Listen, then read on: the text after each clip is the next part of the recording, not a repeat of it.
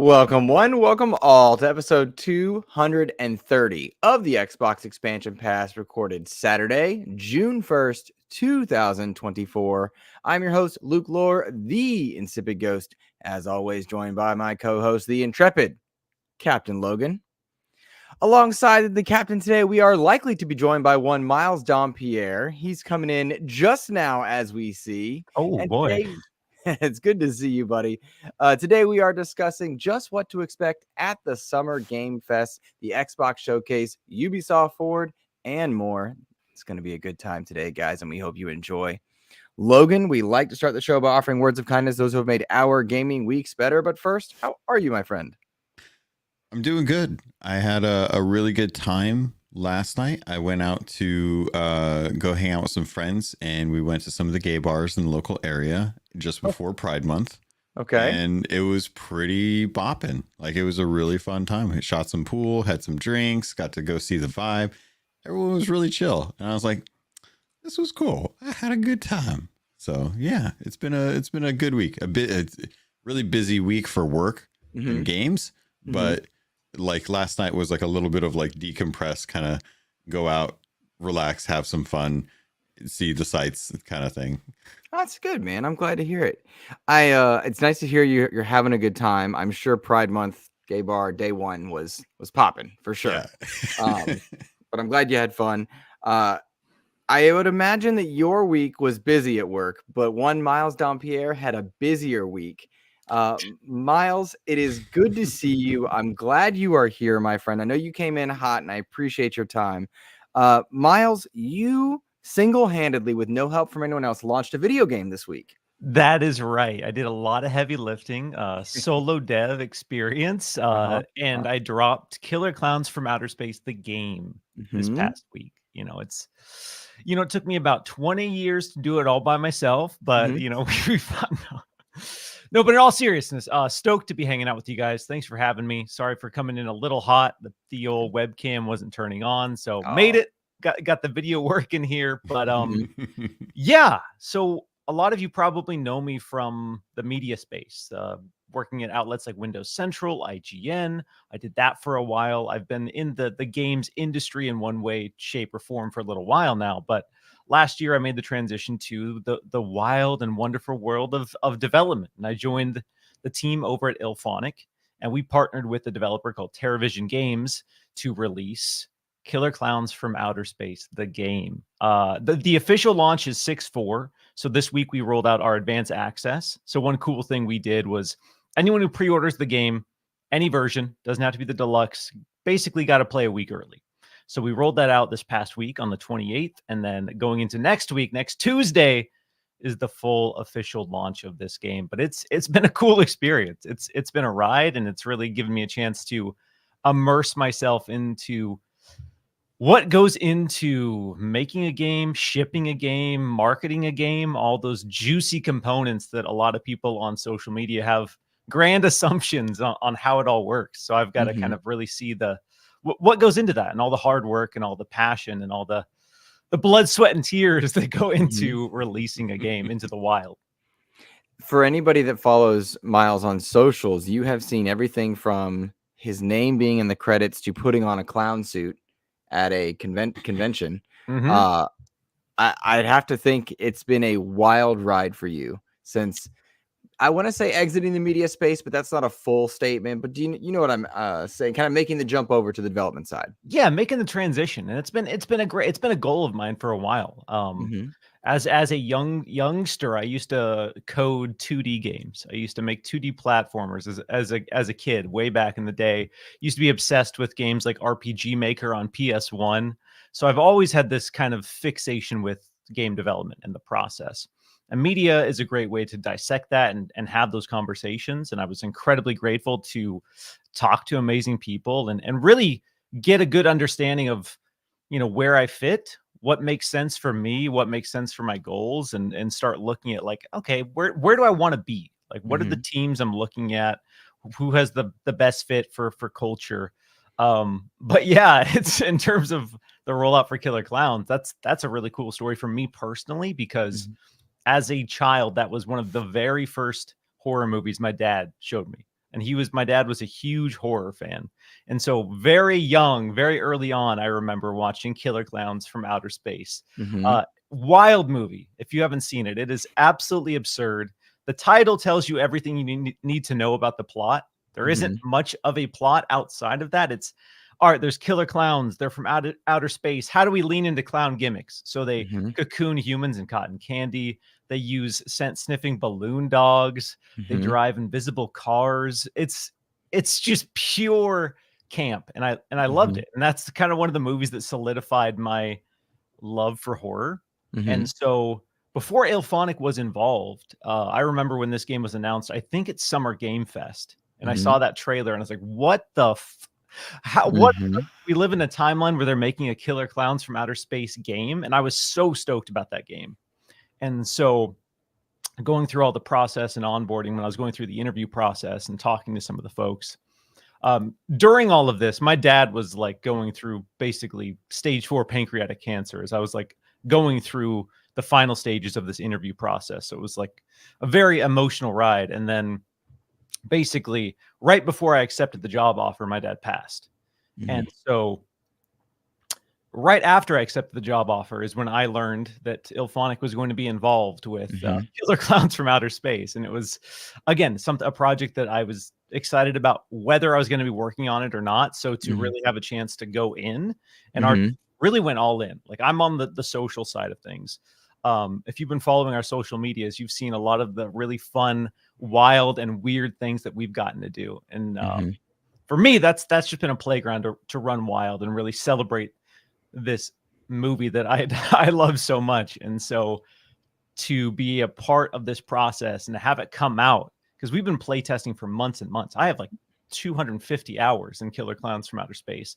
So one of my favorite things about this rollout is like the silly mechanics and systems, seeing someone experience those for the first time. The stuff that made us laugh behind the scenes for a while, to watch the TikToks and the clips of people playing the game and throwing a cocoon at someone and downing them and just laughing. Like, those are the things that are most exciting for me, is like letting people experience all the weird things we were able to do with this game. I had a good old time. I played a little bit this morning is when I started it up and jumped in.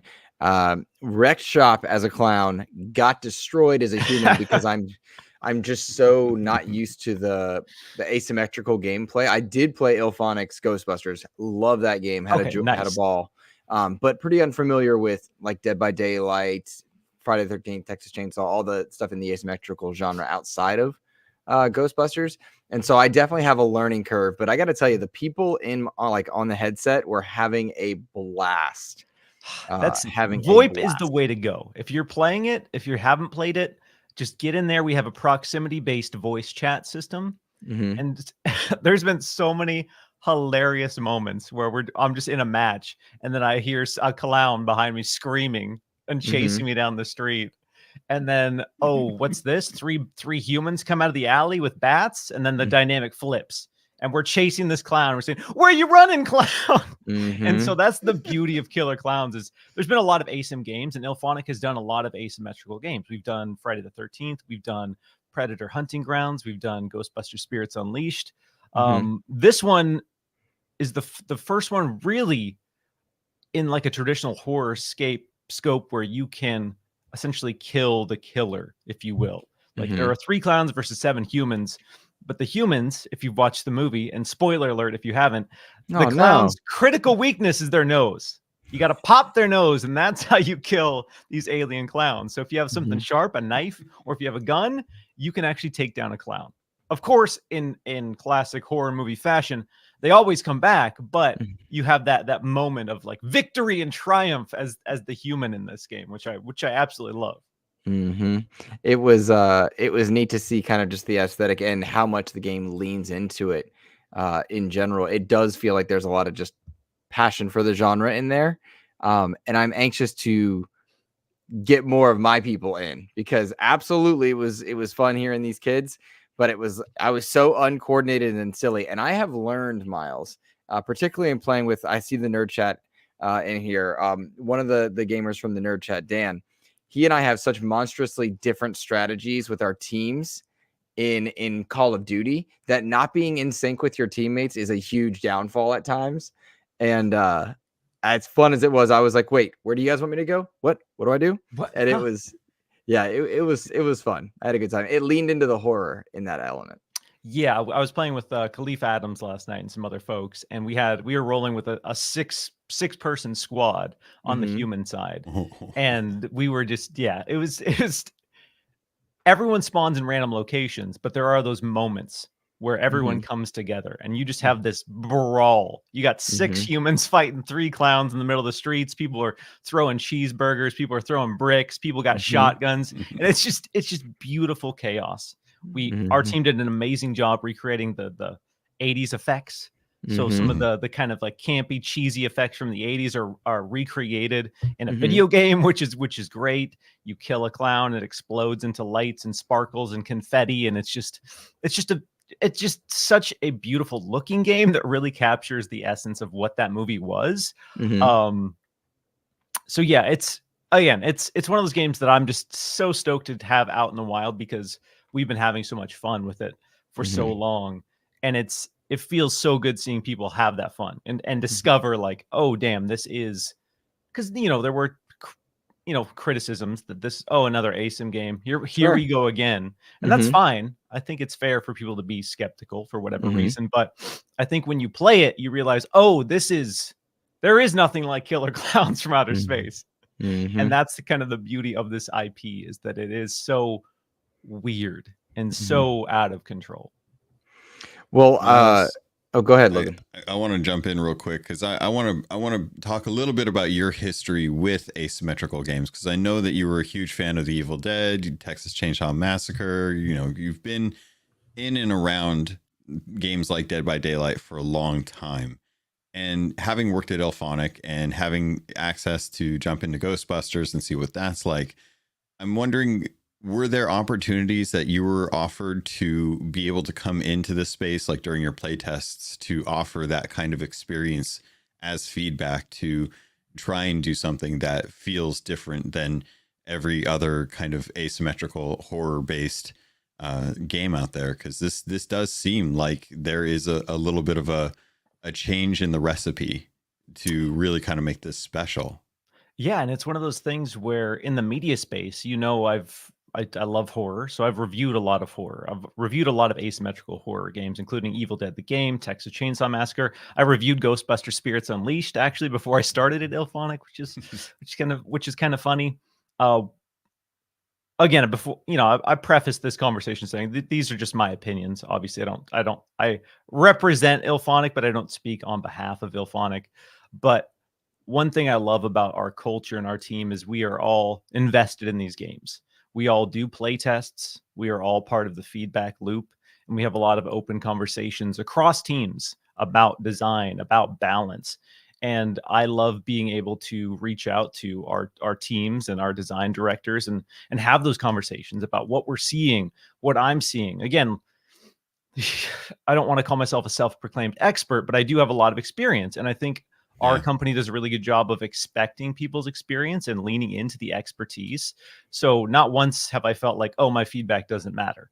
Like there's been a lot of great conversations and meaningful conversations that have led to change based on feedback from the team. So it is something that is really cool about the way that we work, because we are a relatively small team, but that means we are all kind of invested in it. We do play tests every single week. Like everyone gets involved no matter what department you're in. And I think that's important for when it comes to balancing these games and shaping these games. So for me, that's been really great, is to have an outlet to share my feedback and then have what I feel is a meaningful conversation about that feedback in terms of, how we're looking at weapon balance, how we're looking at player balance, spawn balance, all of these different elements. Because again, ASIM historically and in the name, it's a tough to balance genre because you have uneven teams. In this case, this is a much larger scale than stuff we've seen in the past, because you have 3 clowns versus 7 humans. So this is, I was going to say, that's a lot of players simultaneously needed for success, I would think. Exactly. So there's a lot of factors to balance here. The maps are large. We have a bunch of we have multiple ways to escape. There are all these systems and mechanics that are factored in when we look at these games. And so, yeah, for me it's been really great. And I definitely feel like our team does a great job of listening to each other and trusting each other when it comes to, what is working and what isn't working. So I'm curious, with being able to have that kind of rapport with the devs and to be able to work with them directly to help kind of influence, if not offer suggestion. Is there a horror IP that you're looking forward to in the future to become another kind of asymmetrical horror game? I think the right now the floodgates are kind of wide open, as we've seen. A lot of people are looking at horror IP from the past Yeah. and saying, what can we dive into? What's ripe? One that I've always championed is I would love someone to do The Thing. John Carpenter's The Thing. Yeah. I think that is just Didn't we've seen Among Us, which I guess is kind of like a cartoony equivalent of that, the Yeah. alien that infects the human. But I think The Thing is one of those IP that would just make a beautiful and just really tense ASIM game. That would be Killer Clowns is, a little bit sillier, a little bit campier. I don't imagine The Thing would be a very campy or silly ASIM game. That works really well for that, especially given the nature of the thing and being able to like clone people and stuff. I'd be very curious to see that. I don't know why in this. I'm trying to look it up right now.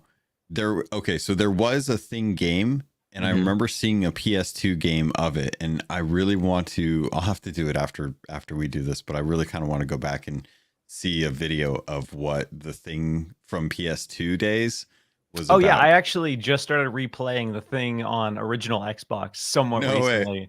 And it's one of those games that was kind of ahead of its time in terms of system. You have like a trust mechanic baked into the game, and you have a fear mechanic. So it's a squad. And at certain points, you have to separate from the squad to do certain missions, and then you come back and you're not sure who to trust. So your team might distrust you, and they might take your guns from you. So there's all these social systems baked into it that, I mean, they're a little bit janky by today's standards, but it was a really great idea. And it's kind of a shame that no one's gone back to that idea in recent years. Things like that, like it feels like we had some really interesting ideas during the early like PS2 Xbox era days where, things like Splinter Cell, you could, you had noise meters, you had hiding in shadows, so light played a role. You had things like Eternal Darkness with sanity meters, and we had like different, like it feels like it's kind of shifted over to survival games where survivals now it's just like, okay, well now you have a hunger and a dehydration meter, and that's the growth that we've gone with. But I could very easily see something like The Thing as an asymmetrical game where sanity and trust could very easily be meters that you have to manage while navigating like this frozen tundra. Yeah, so that's been on my wish list for a while. Cool. That's the one. I think that's the one that's makes the most sense in terms of what we haven't seen yet. Will it ever happen? Who knows? Maybe it's happening. I have no idea. But I'll be there day one, regardless, if someone wants to try it. Well, Miles, I'm stoked for you. I will encourage people to go check it out, particularly if you like ASIM games. I know a lot of our friends have been enjoying them. I know Chris Johnson was excited about the game. And I will say we tend to start XEP with words of kindness. You mentioned the name Khalif Adams. I want to say words of kindness to Khalif Adams, who was kind enough to join me this previous week on a kind of a once a week talk show I do where I just chat with people. Chat with the chat with people that come on, and Khalif came on this past week and it was really enjoyable. So I want to give words of kindness to him for sure. Logan, do you have any words of kindness you want to give a shout out to? I do. Yeah. A buddy of mine, Dread Pirate Doug, he is the coordinator and organizer creator for the Fest of Legends convention that's going on in Ohio this July. We're doing a thing, or he's doing a thing today called the Song of Legends, which is kind of like an event that he's created that brings different creators together to just have some fun PvP, kind of socialize, raise some money for stuff. So he's invited me to come on to do the hosting or casting of it with one of my buddies, Tim, who he and I are both like the two main podcasters. So it's a fresh opportunity for me to kind of get into the casting position to be able to like, you know, cast an actual event. And so I'm really appreciated for that because I'm not sure how it's going to go, but I'm going to have fun regardless. So I'm just kind of excited to have that opportunity because of him. That's awesome, man. I love it. I love it. Miles, I tried to put you last in that rotation, see if you couldn't think of somebody that you wanted to give a shout out to. I would imagine it's been a week. So any words of kindness you want to pass on?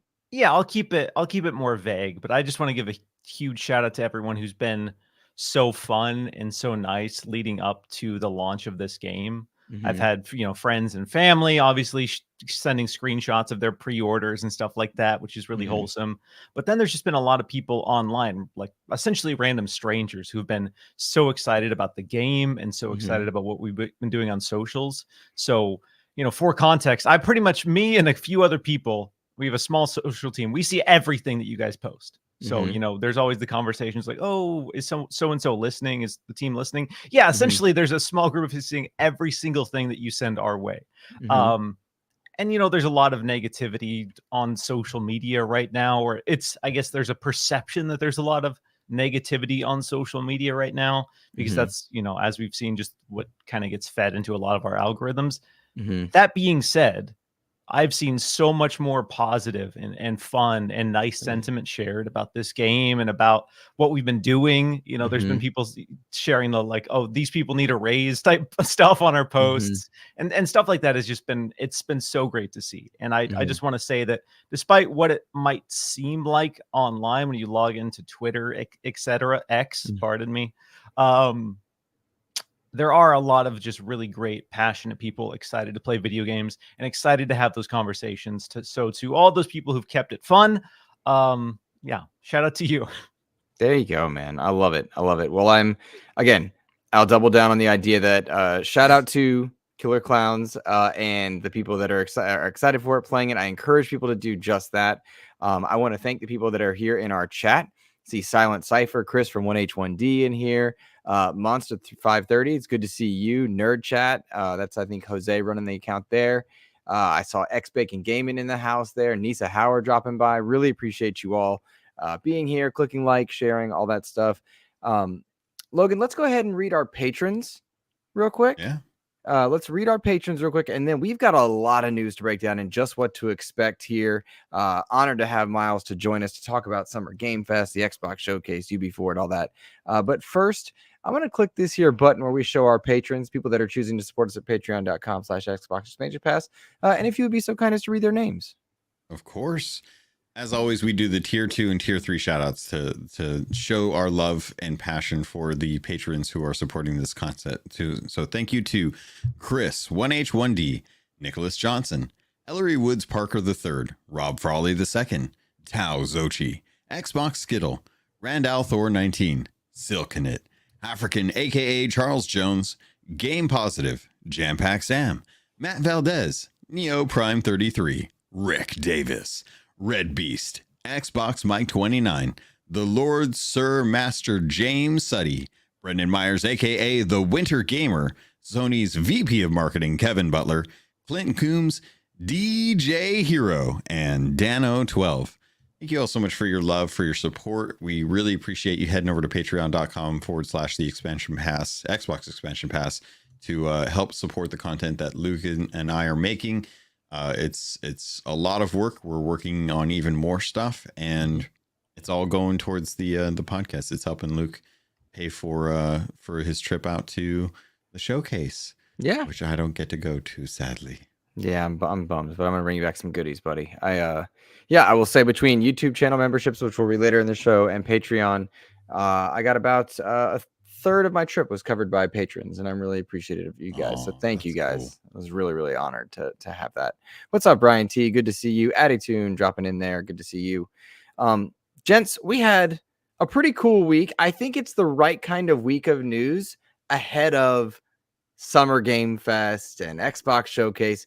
I was fortunate because I feel like we didn't get bombarded with tons of bad news, at least not in my social spaces. Miles makes a good point. Social spaces can be very negative, but there's a lot of good out there, and it was really cool to see. Yeah. One of the news things that stood out to me, and Miles, I realized I didn't send you notes, so I'm going to send you that in the private chat in a moment. One of the things I really appreciated was seeing that Xbox had entered into a formal agreement with Toys for Bob, and that means officially, Toys for Bob is working with Xbox. Xbox will publish the game. We kind of knew this, but it's now very public and official. Toys for Bob, of course, formerly Activision Blizzard, makers of Activision and Spyro. They tweeted out a pretty cheeky and fun image of a week or two ago with a logo that referenced both Crash Bandicoot and Spyro as well. Maybe that was in March now. Goodness, that's been a while. But I wanted to read this quote, just acknowledge that this is pretty cool stuff to see. What's that? Yes? No? Oh, I was just going to say, I think people had seen the code on that logo, and they just done it. So that, I think, might be their new logo, which may be just like homage to Crash and Spyro. So they could be working on something like completely out there. Logan says Banjo, everyone. Their quote. Banjo versus Blinks. God, what a week for Banjo fans, man. Seeing that Astrobot stuff had to hurt them. Astrobot looks dope, by the way. All right, just the quote that I want to read that came from Toys for Bob. Quote, "We are excited to announce that we'll be partnering with Xbox to publish our next new game. We're still in early development, so you might not hear from us for a bit, but know that we're working hard on an experience, and we're so inspired about. Can't wait to share more," end quote. I think this is a great thing to see a week out of an Xbox showcase saying, hey, we're not going to be at the showcase, but we're working. And I think that's neat. Yeah. Yeah. I think it's nice to know that whatever they're going to be working on is going to be something that is going to still benefit Xbox fans to some level. I am really curious if they are going to stick with kind of like their bread and butter as far as like Crash or Spyro, knowing that, you know, that's their strength, that's their forte. Or, you know, has Phil Spencer actually listened to everyone? Has Phil actually been like, fine, you want Banjo? We'll get the team to do Banjo. Just back off. Yeah, no, I tend to agree about that one. I got taken aback, Logan or Miles. I want to hear your thoughts, but I first have to thank Silent Cypher dropping a $25 super chat. Aww. Goodness gracious. He says, let's get some more into the travel fund. Looking forward to seeing the coverage from your adventure and the showcase. Shout out to Logan and the GOAT, Miles Dompier. Silent, I'm honored, man. That was far too kind of you. I'm thankful and appreciative. Goodness, man. Thank you. Very nice. Thank you. Wow. God, I've got taken aback. Not used to that. Miles, Toys for Bob, do you have any love for the mascot platformers for Crash and Spyro specifically? Is Banjo your number one most anticipated game? I mean, I do love a good platformer. It's been a genre that's been tough, as we've seen. A lot of people have kind of tried to go back to that well and I'm trying to word this nicely and deliver what people remember these games being. I think 2D platformers are easier to replicate and feel good. And we've had a lot of amazing 2D platformers. We've had way less amazing 3D platformers because it is a tough genre and people's tastes have changed a bit. There have been good examples. I think Super Mario Odyssey is probably the greatest 3D platformer of all time. And that's come out very recently. Banjo, we haven't seen in a very long time. And so that one I'd be very curious to see what they would do. Would they do a remake of the original and then make it look pretty, kind of like they did with Crash Bandicoot? Or would they say, all right, how do we reinvent Banjo-Kazooie for a modern audience? So Toys for Bob, it's exciting to know, first and foremost, I'm kind of glad that they are independent. They're still an independent team that can establish a relationship with Xbox, get support from Xbox. I think it's critical right now in the industry that we have strong independent teams. That is very important. So I'm glad that they are still able to get some funding for what's coming next for them. They teased what was in my opinion, obviously Crash Bandicoot. So I don't know if Crash Bandicoot is what they're working on next, but their teaser image ahead of this announcement was definitely Crash Bandicoot adjacent. And I thought their last Crash Bandicoot, was it 4? Is that the official? Yeah. Crash Bandicoot 4 was incredible. I thought that was such an amazing game. And that was, a prime example of how you go back to a mascot like Crash and make it modern, make it feel good, but still deliver that sense of just classic platforming that a lot of us want. So Toys for Bob, I trust. Does Toys for Bob want to do Banjo? Who knows? That's the big question. Is we already know nobody's going to be forced to make a Banjo. So Phil Spencer can't force Toys for Bob to make Banjo. Right. But if they have a good pitch and a good idea, I'd love to see somebody try. I think when it comes to mascot platformers, it's this wonderful thing that I think everybody keeps asking for. PlayStation tried it with Knack in the PS4 era, and it became a meme. The game was mediocre. I had a blast because I like simplicity, but the reality is the games didn't really hit, nor did Little Big Planet in that mascot element. And yet Astro's Playroom, though. Slaps. But see, that's kind of where I'm going. It's like Astro's Playroom was this wonderful, I don't want to say niche hit, but like everybody that played it loved it, right? I don't think enough people got into it. And that's partially the VR element that's taking place. So to see at the recent PlayStation showcase, to see that Astro was getting some love, I wonder if that doesn't push the genre forward, because to my way of thinking, the mascot platformers on the big scale have only truly been successful on Nintendo. And that's kind of a bummer because I love to play them everywhere. I like the Insane Trilogy. I like Spyro Reignited. I enjoy the Mario games a lot. I love mascots. Super Lucky's Tale, one of my favorites. I really thought Xbox was going to do something with that. So I wonder if Astro can push the 3D platform in a way that maybe Ratchet and Clank, or I guess that was the only other one that PlayStation really focused on. Bring back Sly Cooper, you cowards. Yeah, Sly Cooper, yeah. So I wonder if that doesn't push the genre back into mainstream, because I thought it was going to happen already and it hasn't. But I love that Toys for Bob they're not cutting jobs like I think they would have been had they stayed with Xbox. They're getting to publish a game and know that for sure. And it looks like they're going to, in theory, and I'm inferring, get to make what they want to make. And that's cool and uplifting next to a lot of downtrodden news in the gaming space as far as that goes. So cheers to them. Cheers to that news. And I'm excited, and I'm kind of glad. I feel like this says, okay, we're not going to see you at the showcase. Focus on other stuff. I feel like that's a way to interpret it. No, I think it's nice to kind of take that off of the possibility plate, because that way we can say like, okay, well, they didn't show a trailer of a game that doesn't exist because they needed to do something to have the showcase fill up with content. So now we can just kind of be like, all right, well, if Toys for Bob's working with Xbox, we know that it could be something, fantastic. It could be a Banjo, could be a Crash, could be a Blinks, could be a Viva Pinata game, could be a Banjo. Like the sky's the limit for them. And I think a lot of us have a lot of faith in that studio to really capitalize on their forte when it comes to doing platformers. I think them going in actually like trying to do something that's special for Xbox that we really haven't seen for generations at this point, would be nice. I would love to have them kind of go back to some of the older IPs and be like, hey, these are dormant. We're looking to bring back Fable. We're looking to bring back Perfect Dark. It would be nice if we had kind of like a Blinks, come back and show us like what platformers used to be like, have some fun with it. Things like that would be awesome. I know a lot of Crash Bandicoot and Spyro fans really would hate to have Toys for Bob not just continue to make those kind of sequels, but I'd love to see what Toys for Bob gets to do when they aren't beholden to the Activision mandate, right? And this is like the first little baby steps into that future, and it's exciting for me.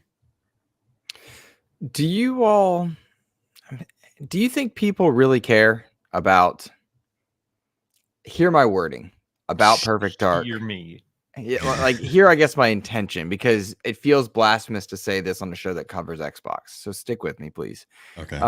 do you think people care in a big way about Fable and Perfect Dark and Blinks and some of these beholden franchises that we as the olds look to? And Miles, you're getting there, bud. I hate to break it to you, man. Damn. You're Throw me getting in there. the olds Well, you've been category? Welcome to the show, Yeah. oldie. Yeah, oldie. He's not as old as us, but I mean, Whew. you're not a youth anymore. Now that you're all professional, it's like, well, we gotta do something. So I'm I still guess, busting, bro. I'm hip. oh boy. So I guess the question is, like, do people want to see Blinks show them what it was like before? Did not Spyro Reignited do that, or any of those others? I'm asking. I'm not critiquing. That's an important question, because we're in this era of entertainment across the board where there's this comfort in the known. You look at the known IPs, and that's less of a risk, for a lot of different reasons, because you have an established audience for the most part. And then because of that established audience, there's going to be buzz around that, which is mean that audience is going to talk about that game, and people who aren't familiar with that game or that IP will become aware of that game by proxy. Whereas if you have a brand new IP, you have no established audience, so you need to create that buzz for yourself. And it's an uphill battle. As we've seen a lot of new IP attempts, and it's tough. It's tough to have them be an icon, a classic. Everyone wants to create a classic. So when we look at these legacy franchises, your Perfect Darks, your Fable, I do think people care. I do think there are a ton of people who do care. The real challenge for all of these teams is going to be, how do we sell the older generation, the folks who love this IP, while also understanding that audience is not enough to sustain what we're trying to do. We can't only sell this game to people who played the original Fable, because we know that piece of the pie is small. It's a small percentage of people who played Fable. So you need to have something that has wide appeal while delivering what people know Fable to be. And so it's this really tough balance of paying respect to the past, paying respect to the property, while also saying, you know what, we gotta trust our gut, and we got to do something new here. Otherwise, we're not going to get new fans. If we just recreate the same thing, it's not going to pull anyone else in, because that game was made for, as you said, the olds, and we can't sustain a business off catering only to the olds, I guess, if we're using that terminology. So sorry. I think of Ainsley Bowden. It's just what happens. I can't, it's crazy. Logan, what do you think, man? Sorry, I'm hung up because the image of Ains being so old, that's the reference. I just imagine him kind of like walking through a museum looking at his friends. It's like Captain America looking at his own statue. I'm so sorry. I love Ains so much too. He'll be fine. He's all right. He's a tough guy.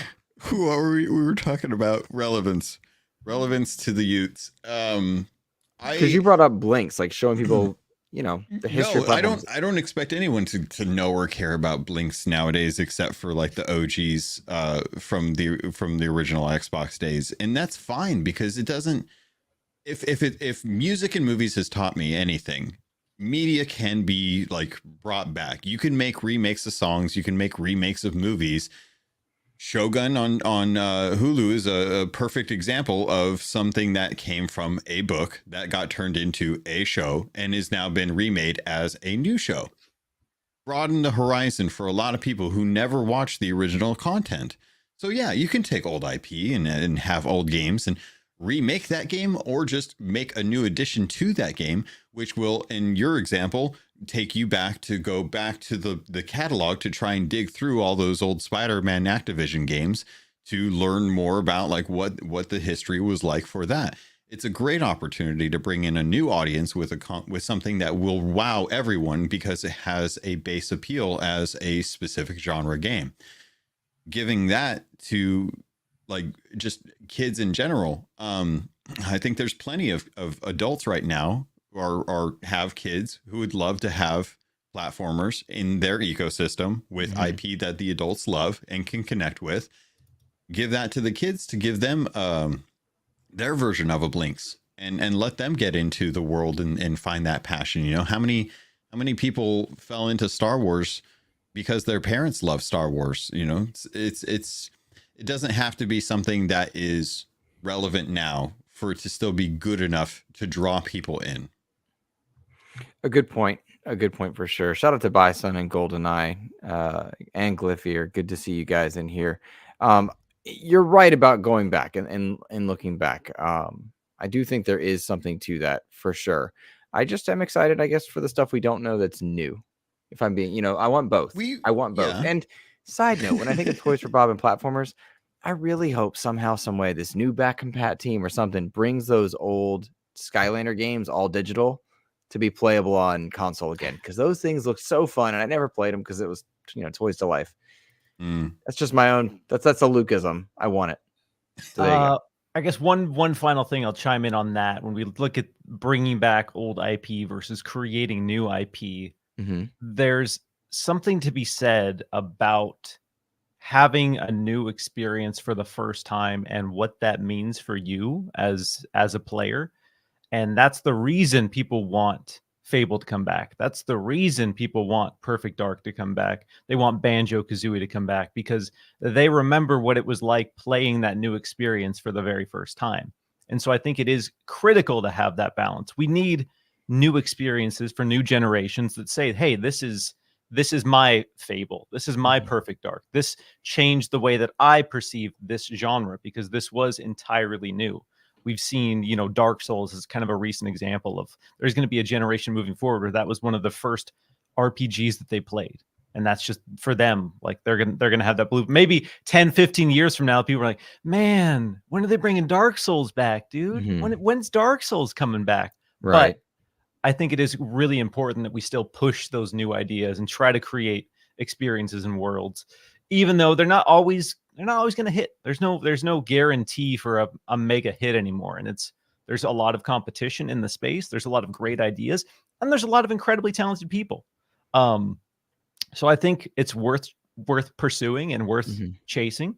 But you also have to have that balance of the reality of a business, keeping your employees stable, keeping everyone feeling safe. And you need to have those conversations that lead to healthy, realistic business decisions that kind of strike that balance. I like your thought. The realistic business decisions is the one that scares me the most because I 100% am on board with it. And yet we've watched a lot of those painful realities impact things like Tango Gameworks, impact things that I love and want to see successful. I mean, one of our stories coming up is about the founders of Rocksteady working with Xbox, according to a fairly reputable leak. Like that's exciting to me, but also like, oh man, if they had stuck with that business decision and not gone the route of Suicide Squad, where would Rocksteady be? I worry about that. And I'll bring that up momentarily, but first I want to give a shout out to Glyphier. Activision, bring back Blur, you cowards. $2 super chat. Thank you so much. Appreciate you. I loved Blur back in the day. Did you guys like Blur? That was like an arcade racer, right?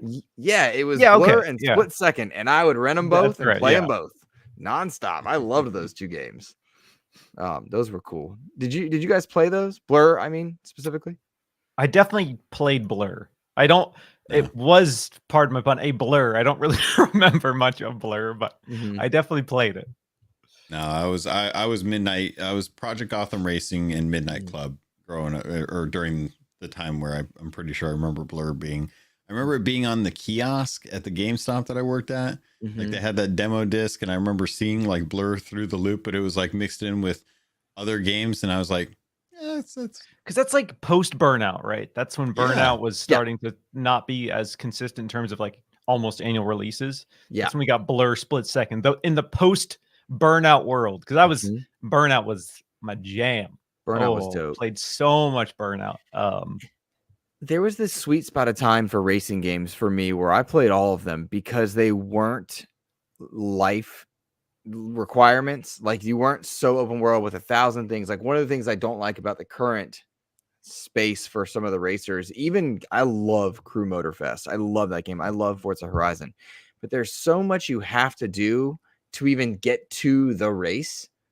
And Blur and Split Second, some of those other arcadey ones, you could just click next race and go and do it. And I liked the simplicity of that. Sometimes, and Logan teases me about this, as do many of my friends, but sometimes I just want to click the button and do it, as opposed to over involving 1,000 systems. And Blur did that for me, as did several others. And I do think both have their place, right?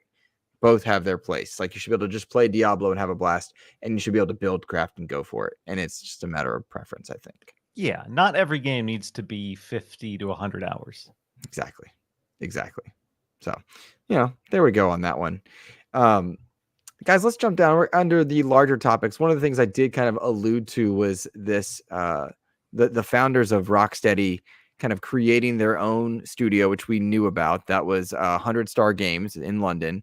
That's Sefton Hill, and oh gosh, I forget the other guy's name. But they worked on the Arkham series. They worked on the Arkham franchise, and they created their own studio in the wake of what I think we can logically infer to be some changes in Rocksteady's strategy, be that Suicide Squad or other. But Jamie Walker, thank you, Logan. In crafting this new studio, it looks like Xputer, which has reliably leaked some things, not others.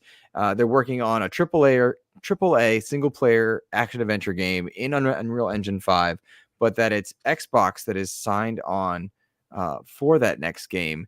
I don't know if that means signed on to be exclusive or not, but I do appreciate that we're pretty comfortable that the game made by the crafters and creators of Arkham are now working with Xbox. To me, that's quite exciting, and I'm very encouraged by that news, because I truly love the Arkham franchise and that gameplay formula. I love third-person action-adventure games. Every time PlayStation puts one out, I'm there. I enjoy it. I wish we saw more over here on Xbox. I love the multi-platform ones. I liked this news. This news was exciting for me. I don't think it means we see it at Summer Game Fest or Xbox Showcase, but I am excited for the idea of it. What do you guys think? Much like IO Interactive working on a GoldenEye, I hope that this team is taking a stab at something that they're familiar with in the genre, but with an IP that everyone wants. Splinter Cell. And they somehow work. I don't know how they would work it out. Like, That's Ubisoft. Maybe not like Splinter Cell itself, because of Ubisoft and like the reasons they don't whatever reasons they don't want to make that kind of a genre. Something like a Splinter Cell that maybe like a fresh IP, because obviously they're not going to get Batman, they're not going to get Splinter Cell, so they have to come up with something. That genre is, you want stealth action. Stealth action, I think is something that they do really well, and they've got the pedigree for it. And I think it would be really interesting to see what they could do with either a fresh IP or something that Xbox has now in their in their back pocket, thanks to the Activision deal, to be able to give them something to be like, here's the world, the characters, the flavor. Please make something that you know how to make, because it's right up your alley, and do something like that. I think that there's a lot of potential there that we could see in the next 6 years. And just kind of go from there. But I'm kind of curious, Miles, what you're thinking on this one. I'll be really curious to see if they're going to make a new IP or if they are going to be partnering on a licensed project, because these people are coming from a studio that has been doing licensed DC properties for a very long time. So do you jump from that, start a new studio to go straight back into a licensed project, or do you try to create a new IP? If we are looking at licensed things, where's my Incredible Hulk game? Who's jumping on that? All right. If you're doing a third-person action single-player game, there's a lot of possibilities for what that could be.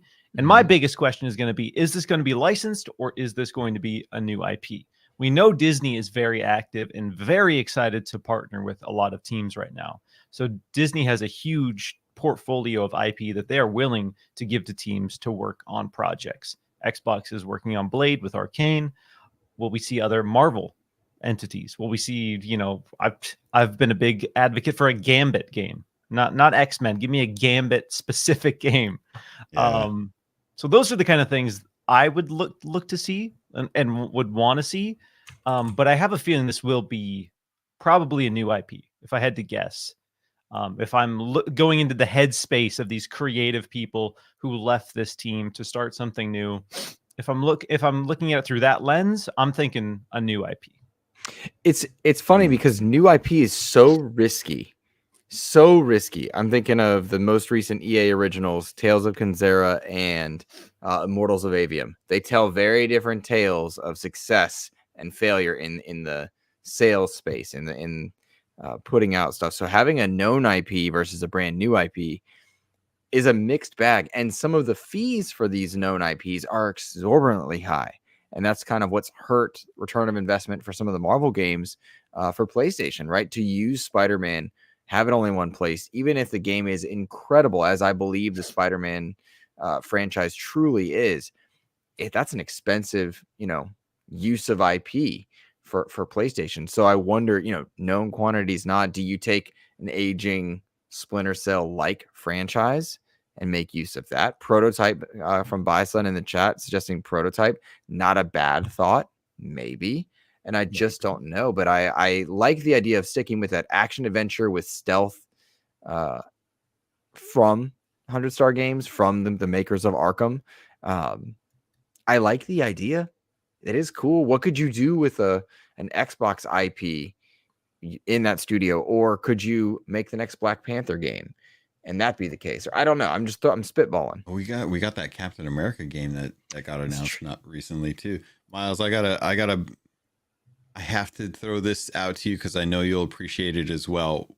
If we can't get a Gambit game, what if it's a Nightcrawler game?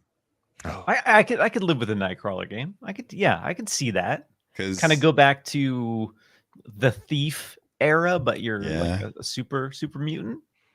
Okay, I mean, see what you're throwing down. It's one of those things. Like I keep thinking about that opening scene in X2 with like Nightcrawler going through the White House, and I just keep thinking like, oh god, there's a game there. There's a freaking game there, and it would be amazing. I really want to see that, especially like knowing the Arkham games and how Batman tends to hang out in the rafters of things and swing around and stuff. Nightcrawler's like right there, man. Just teleport from place to place. Like we've seen it work in Overwatch 2 with Reaper. It's just a matter of like how do you work out the mechanics of it and how do you build the story. But I mean, superhero games, we've got a lot on the list that are going to be coming out in the next handful of years. I would love to see like what Rocksteady Pedigree could do with a Nightcrawler game too. That would be cool. Now, I will shout out Glyphier in the chat saying Ultimate Alliance 4. I would love for the Ultimate Alliance games to come back. Nice. I want 3 to get out of Switch hell, like stop being locked there. But I love the Ultimate Alliance games. In fact, I re-downloaded Ultimate Alliance 2 because I purchased that before it got delisted. I re-downloaded that 2 nights ago and just kind of jumped in briefly.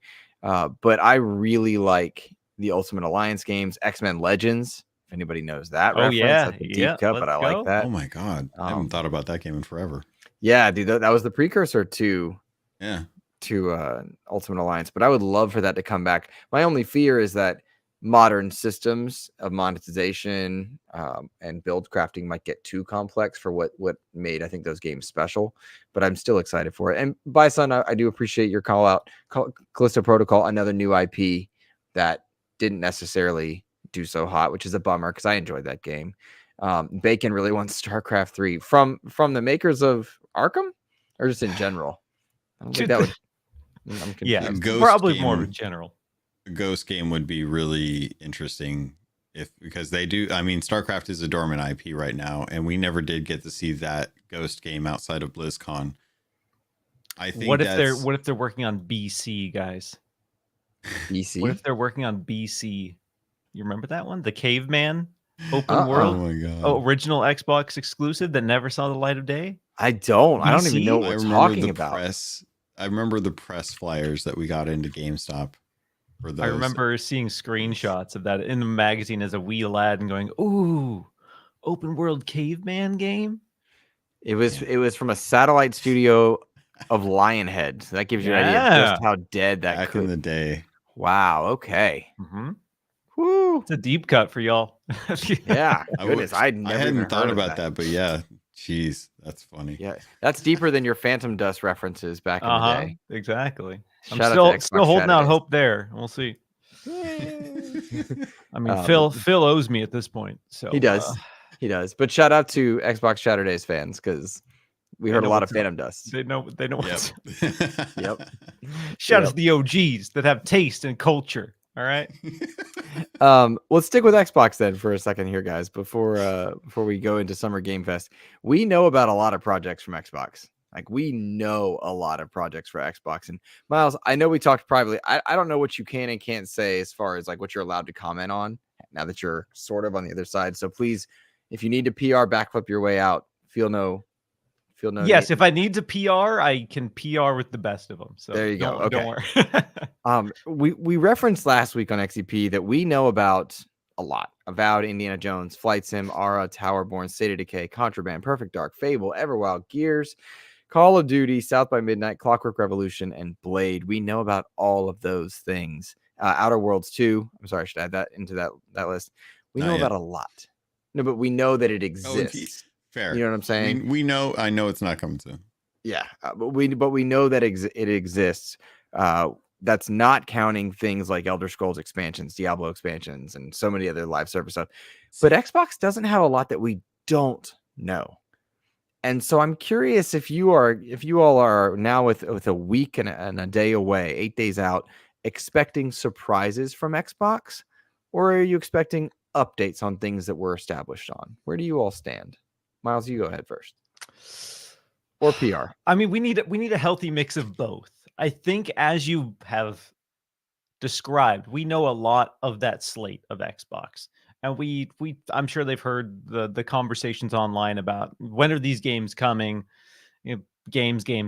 We want games right now, and everyone knows that. The reality is, it's not always that easy to deliver games on the cadence that people expect or want them. That being said, I think we will get a lot of updates for things that are coming soon, because I think Xbox, going into this holiday season, going into Call of Duty coming to Game Pass, they're going to want a message that they have a lot of games coming in the near-term future. So a lot of their portfolio, in my opinion, is going to focus on what's coming this year, in addition to a couple surprises for new releases. And I think some of those new releases are also going to be updates to games that are out there. We know they have a lot of big games as a service titles, like Diablo and Overwatch, with strong, healthy communities of people who want content. And so I think we're going to see a lot of updates to those games as well. We're going to see updates and gameplay reveals for things that have been previously announced, because we have things like State of Decay 3, Everwild, etc., that have been revealed for a while that we haven't gotten the big gameplay showcase or gameplay blowout for. Contraband, partner projects that have been rumored for a long time. So I think most of the show, from what I'm expecting, is going to be that. And then I think there are going to be a couple, like, especially from partners, I think there's going to be a lot of new third-party partner reveals, or I shouldn't say a lot, but a handful of new third-party partner reveals, again, to really drive the message home that Xbox, regardless of what you want to play, because as much as, you know, this is an Xbox focused show, we're going to be stuck in the weeds of exclusives. And again, that word is now more ethereal than ever. Yeah. The reality is the third-party games typically are bigger deals. They drive more sales of consoles. They drive more sales of games themselves, and there's more buzz online, generally speaking, for third-party games than exclusives. So you really need to lean into your partners, especially when they have something juicy to show. So, yeah, that's what I'm expecting, with maybe one Xbox-centric, big, like, fan-focused announcement. And just a quick note on the exclusivity thing. I think sometimes exclusivity clouds the judgment of what makes a game enjoyable. And I think that's a shame, because I look at Hellblade's reception, and people were so focused on console warring that many people forgot it's just a video game made by people. And then at one point, it wasn't even an exclusive element, and people could just enjoy it for what it was intending to be. Sometimes that exclusivity is more of a curse than anything. And I know this isn't like the reality of the business or whatever, but everyone knows I've been a big hippie when it comes to exclusivity, and I really don't care whether a game is exclusive or not. And I really think it's exhausting to dissect a game from its merits as an exclusive and what that means for the platform and what that means for install base versus the game itself. A lot of those conversations dilute the art, dilute what goes into making a game, dilute the intent of what the team was trying to deliver with that game. So in my fantasy gamer utopia, there's no exclusives. You can play games wherever you want. But I know that's not what people necessarily want across the board. And I know businesses have incentives to have exclusive content. Logan, I want to get your thought on the idea of surprises versus known quantities. Glyphier just put something in the chat with a $2 super chat. Thank you. That's your second super chat. I really appreciate you. Thank you. 0.01% chance of a Legacy of Kain game. And then you don't put that hope in my heart. How would you feel if you saw Legacy of Kain? Dude, if we get Soul Reaver, I'm going to flip. Really?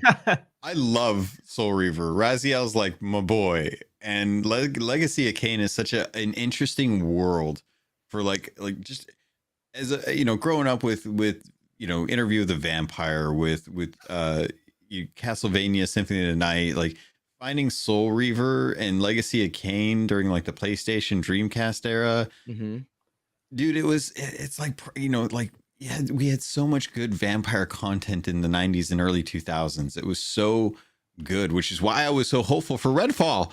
So when, having the idea of having like a Legacy of Kain revival or a Soul Reaver franchise kind of revival, like, hell yeah, dude, that was like, it was Vampires meets Legend of Zelda, and it worked so well. They were such good games, and it's just, it's such a dormant IP now that it's like, that's my banjo.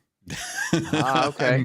I'm realizing now the Legacy Kain Soul Reaver series is my banjo, and I don't champion it enough, but I know Miles loves it too, so I'm curious. Yeah, shout out to the late 90s, early 2000 goths, all right, for really just we had the Crow, we had, like you said, so much just juicy, God, what is it? Guyliner and mascara and just pale-faced dudes being badass in dark alleys. And yeah, Soul Reaver was such a moment from that era. It's one of those games you look back at things like Hunter the Reckoning and Soul Reaver and you say, damn, can that exist now? Or was that just a perfect moment in time where that could exist and everyone was like, oh, hell yeah, this rules. And if we try to do it now, are people going to look at it and like we're looking at the new Crow trailer and say, "Oh, this is a little bit cringe, dude. This is okay." All right, hold up. You activated him. He's activated. I went to the 30th anniversary The Crow viewing at my local theaters. They had the 30th anniversary. I went and watched The Crow. I love The Crow. The Crow is a fantastic film. I am very much of the mindset that there is a lot of writing and scripting like that could very easily be like, okay, we could write stuff a little bit better. It was a fantastic gothic love story for a generation of us who didn't know that there needed to be a film for that. Watching the new Crow trailer, I'm hopeful that the script will be better and that the story will remain the same. So I'm going to be a little optimistic here and say that the new Crow has a lot of potential because I just watched the original one, and there's moments where it's good. There's moments where it's bad. So we have just here. For the record, I'm not anti the new Crow. I've watched the trailer. I'll watch it. I don't feel strongly. I know the internet feels very strongly about the new Crow. That's every movie. Every time they remake something, like, why'd you do that? This is like, we need to sign a petition to change how Sonic looks because it's not how I like it. Yeah, but that was a good petition. I stand by that one. Okay, bad example. That was the one example where it was like, all right, fair enough. Change that'll work. We're okay. We're okay. Sorry, I didn't mean to derail that, but yeah. Oh no, I appreciate it. Well, just think, guys. Your goth phases were derailed by Edward Cullen. If you think about it, he took over your former genre, so you got that going for you. The sparkle. Yeah, the sparkle. That's what took over your guyliner. We have a Blade movie coming out eventually. We have a Blade game in the makes. There's like, we're getting the Crow back. 90s is coming back, baby. Like there's new goths out there. They're figuring this out. It's cute. It's adorable that they're learning this, but it's not a dead scene. I think there's very much a possibility where you could have, a Soul Reaver game come out and have something like that. I mean, it still works for Zelda to have that kind of dungeon crawling, puzzle solving 3D action adventure game. If Zelda can still keep that genre rolling with some iterations and new discoveries, I think it's very possible that you could get a Soul Reaver game out there to really kind of capture something that we just don't see that much anymore. And unfortunately, I think the closest thing we have to something that feels kind of like that olden stuff is like Diablo 4. Like that's the closest I've ever felt to Diablo 2. And Fair it's point. doing really well right now. Fair point. I'm going to give a shout out real quick to the trophy room in chat out there in Italy. He's gone international, folks. He's gone international. Oh, Lord. Spreading his bad takes across the globe now. He sure is. Send him back. Keep him. Keep him. Yep, that's fair. I'm glad you're having fun out there, buddy. I hope that things are going well. He's trying to court a young bridesmaid there. I don't know that he was successful. Is it a bridesmaid or is it a groomsman? Like, I don't know. Hey, whatever he likes. That's cool. It's cool. It's good to see you though, buddy. Hey, going for the hat trick was Glyphier with another $2 super chat. That's the most super chats I've ever gotten in a single episode. So thank you. Says Legend of Dragoon remake. Does that speak to either of you? I have fond memories of Legend of Dragoon because that was one of the first turn-based games that had like a real-time interaction. You had to basically hit the attacks on rhythm to execute combos, and during that period, that was such a cool, novel idea to make fights way more engaging because historically you pick your move, you do the move, and that was it. And we were all fine with that. So Legend of Dragoon said, what if it could be different? What if there's more action to the turn-based RPG? I never beat it, but I do remember I have fond memories of playing the first 10 hours a bunch of times. Okay, fair.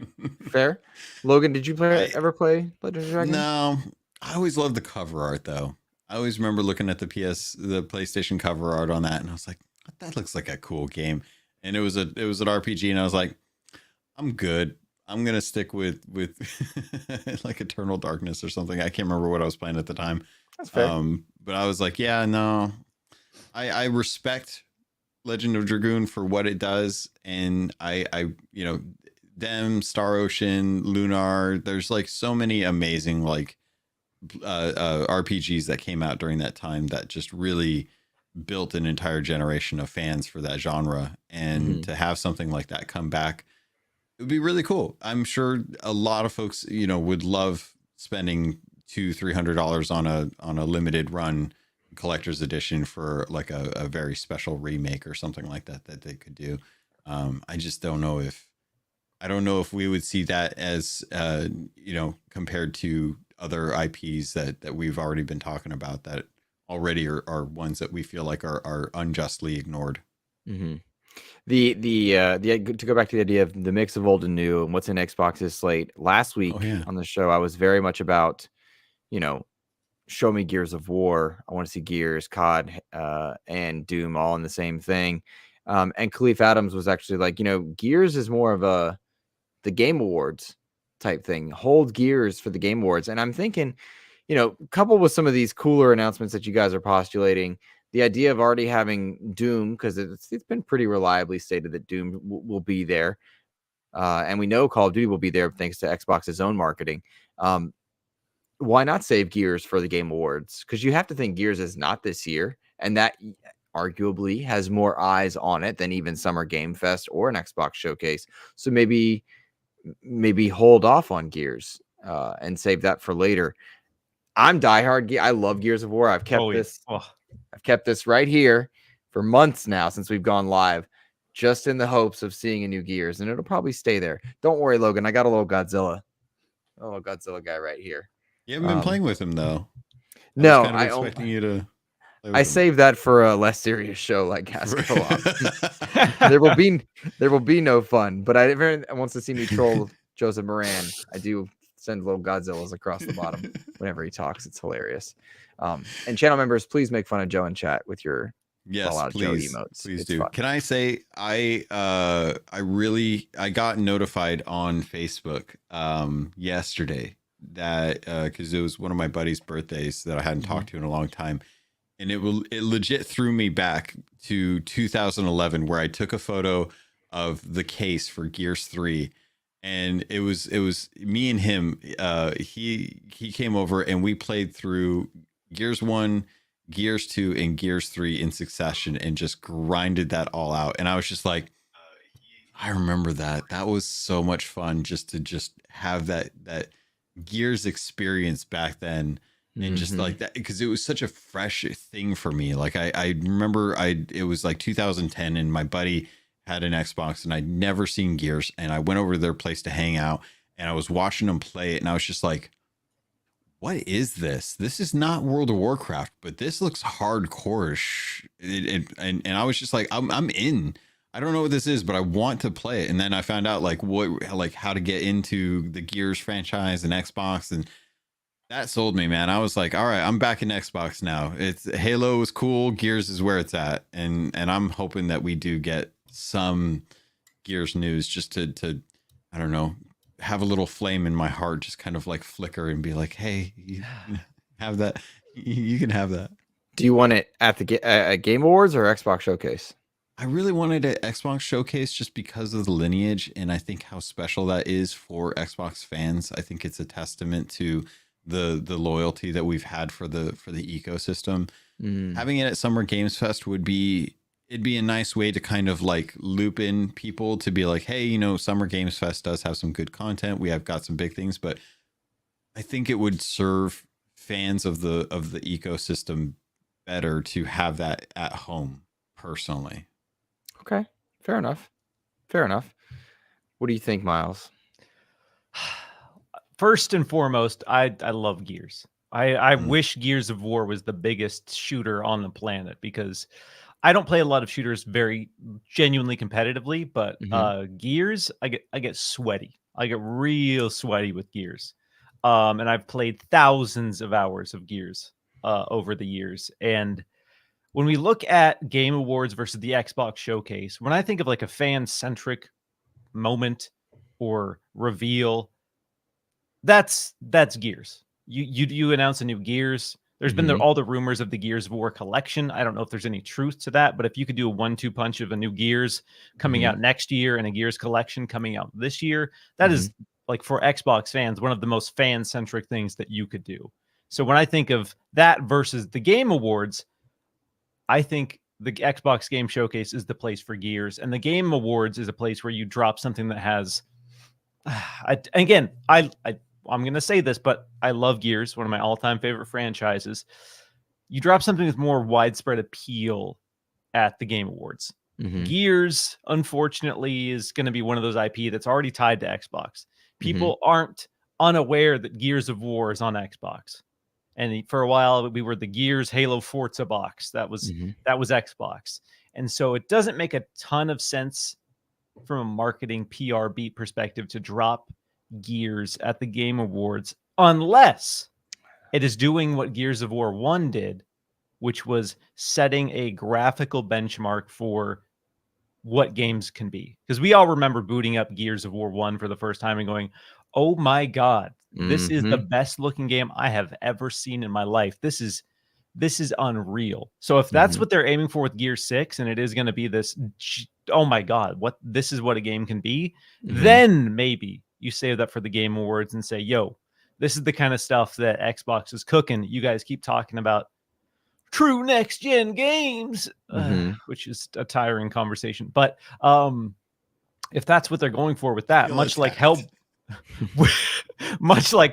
where it's like, oh, this is just a visual showcase, then maybe it makes sense, because you're showing something that just unarguably looks incredible, unarguably pushes tech forward. And we all know the Coalition knows how to use Unreal. They were the people who basically revealed Unreal Engine 5. That was Epic came to them and said, hey, we want to show Unreal 5. What do you got?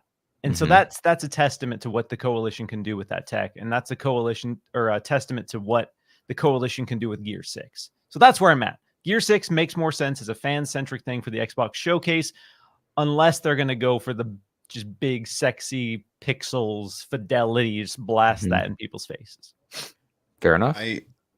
I'm curious because having you said that, I'm actually kind of in line with that thought process, because that's what they did with Hellblade 2 at the Game Awards. It was the reveal. Remember when we all were Series like, X. "Oh, that's not going to be what the game looks like." Yeah, like, this looks really good, but that's not going to be what the game looks like. And then the game came out, and we're like, "Oh my god, that's what the game looks like. It looks like this. What? What? I hate that I'm agreeing with you right now, because it does make sense. Like, it worked really well in Hellblade's favor to showcase just how good that game looked on the Xbox Series X at the Game Awards. Gears, the coalition could very easily be the next like fidelity powerhouse of a title for Xbox. And if you wanted to show that off to a broader audience that's not going to be watching just solely for Xbox content, the Game Fest does make sense. I don't like it. Oh, I don't like it either. Because I know Xbox fans, you know, some don't love the way that Jeff, you know, portrays Xbox or whatever, but those shows do numbers. Those shows do a lot of numbers. They do big numbers. A lot of people tune in. So if you got something that's really special and you want it to have an impact, that's the place to do it right now. And the other part of it, and I'm thinking about Keighley specifically, is no one else is doing it in that space, and the E3 is dead, and who else is rallying the industry around? And there's no one. And I think as Xbox people, we tend to get up. Thank you, Gliffier. Take care of yourself, bud. Have a good rest. I think about just how Keighley thinks of Xbox and vice versa. Sure, there's room for criticism, but also no one else is doing it. And so shake hands, figure it out. Let's go. Xbox itself is changing. PlayStation is changing, and the box matters less and less. And so there's a good world where Gears does come multi-platform. You know, like people keep talking about the Gears collection. I was listening to, I want to say it was the Nerd Chat recently. And like, there is no point for a Gears of War collection, given how good backcompat is and the upgrades they've done, unless it's going to PC and you're putting it on PC, because some of those games are not available on PC, or unless you're even making it available in other places. And so I think about, you know, what these showcases could do, and they have the potential to spotlight games for new audiences. And that's the overall goal. Maybe that's too much of a stretch. You show just a absolutely stunning Gears of War trailer that has anyone excited. Anyone who's passively interested in video games watches this trailer and goes, "Oh my god, like, what is this? This looks incredible." And then you say, "Oh yeah, here's all the Gears games previously. They're on PC, they're on Xbox, there's crossplay. Go back and check them out."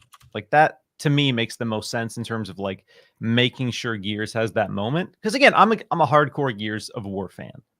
And I also think we should go back to Gears of War. Yes. Gears 5, we get it. Like, everyone who's in the Gears community says Gears.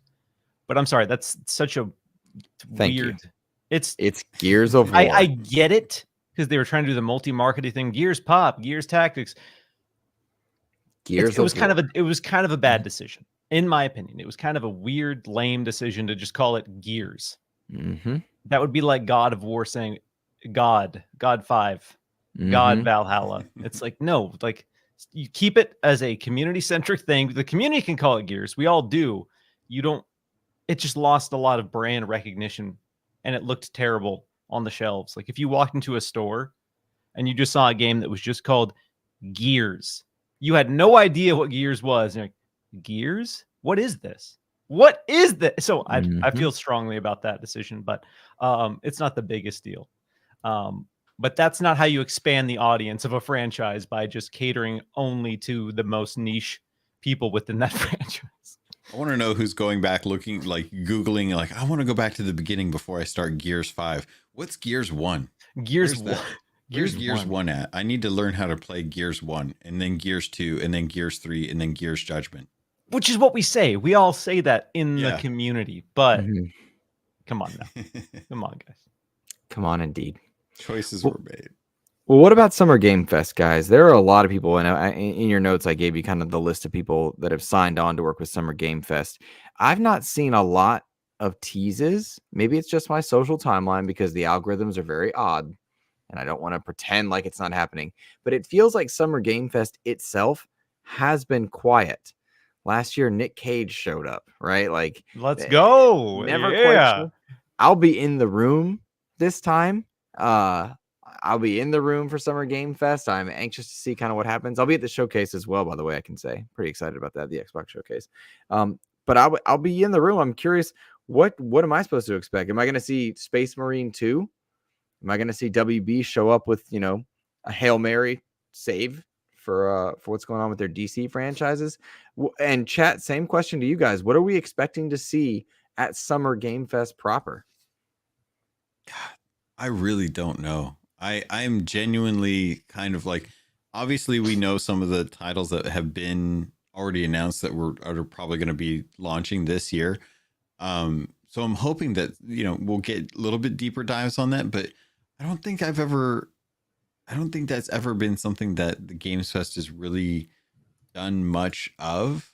It always feels like they are trying to push like the new titles, the unknown quantity in their games. And I think that there's an opportunity for us to kind of take a look at some of the different studios that we know have been kind of quiet for a while.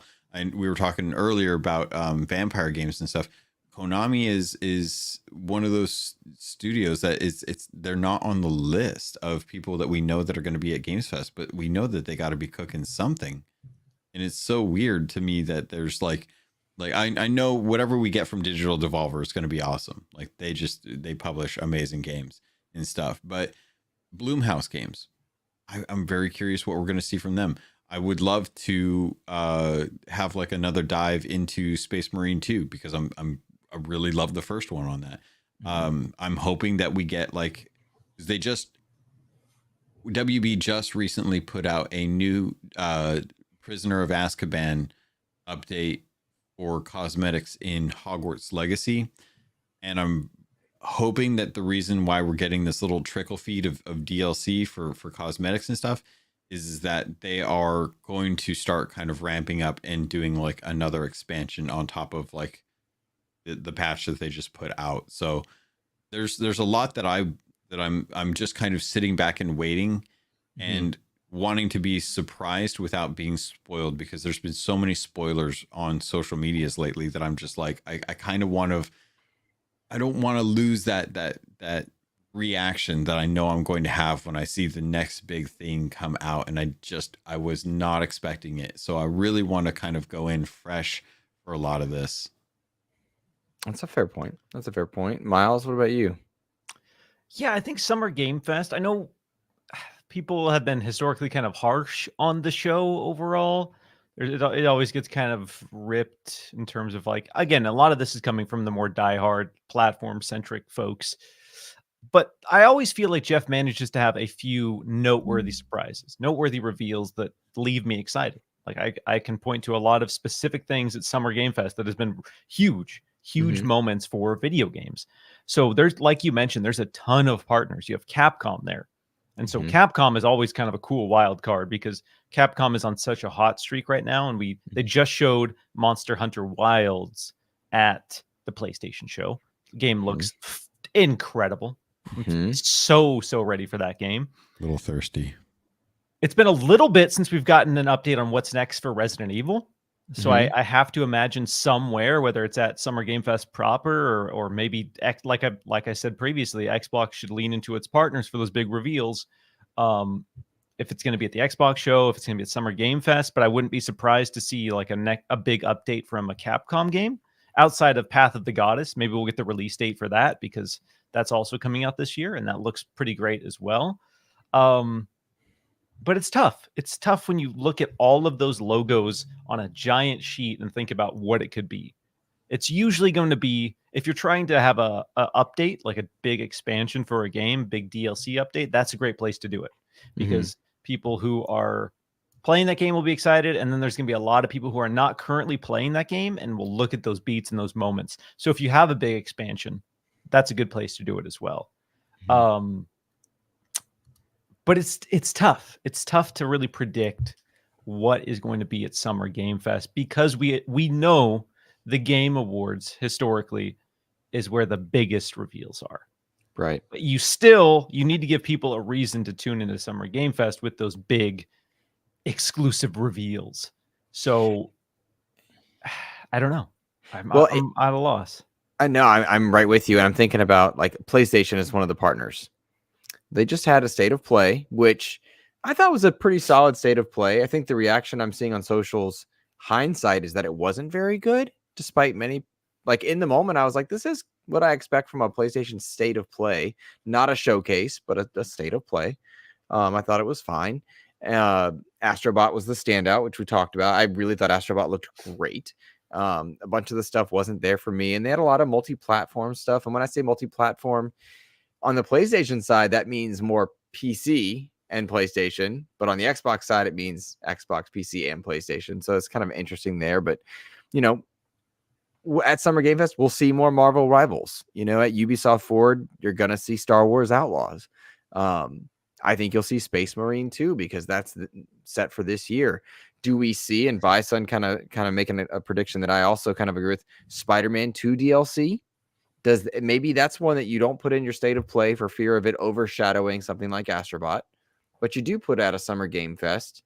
You do have to bring Yuri Lowenthal out, and for the life of me, I don't know who plays Miles off the top of my head, but maybe you bring them out and say they're also voicing in Marvel Rivals, or you make a connection there.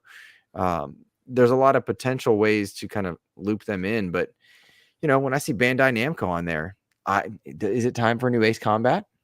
Maybe, you know, like I just wonder, like, what level of announcement do you expect at Game Fest when you need Game Awards to be your biggest, when your PlayStation just had a state of play? Nintendo can do whatever they want whenever they want. They're fine.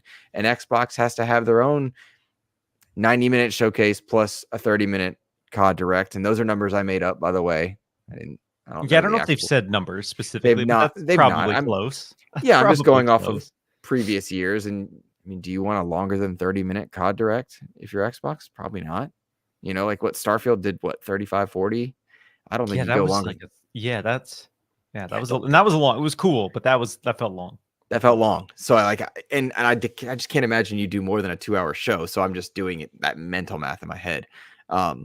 So, you know, like, how do you divide up the announcements and what level? And Game Awards is bigger. It has to be bigger. Otherwise, no one tunes in. So I think you do see like a Spider-Man 2 DLC. You do see a Hogwarts DLC. I think that's what happens. Give me that, what is it, Dokkaev? Give me that Dokkaev release date. You guys remember that one? Okay, now I got to Google again. It's that. Correct.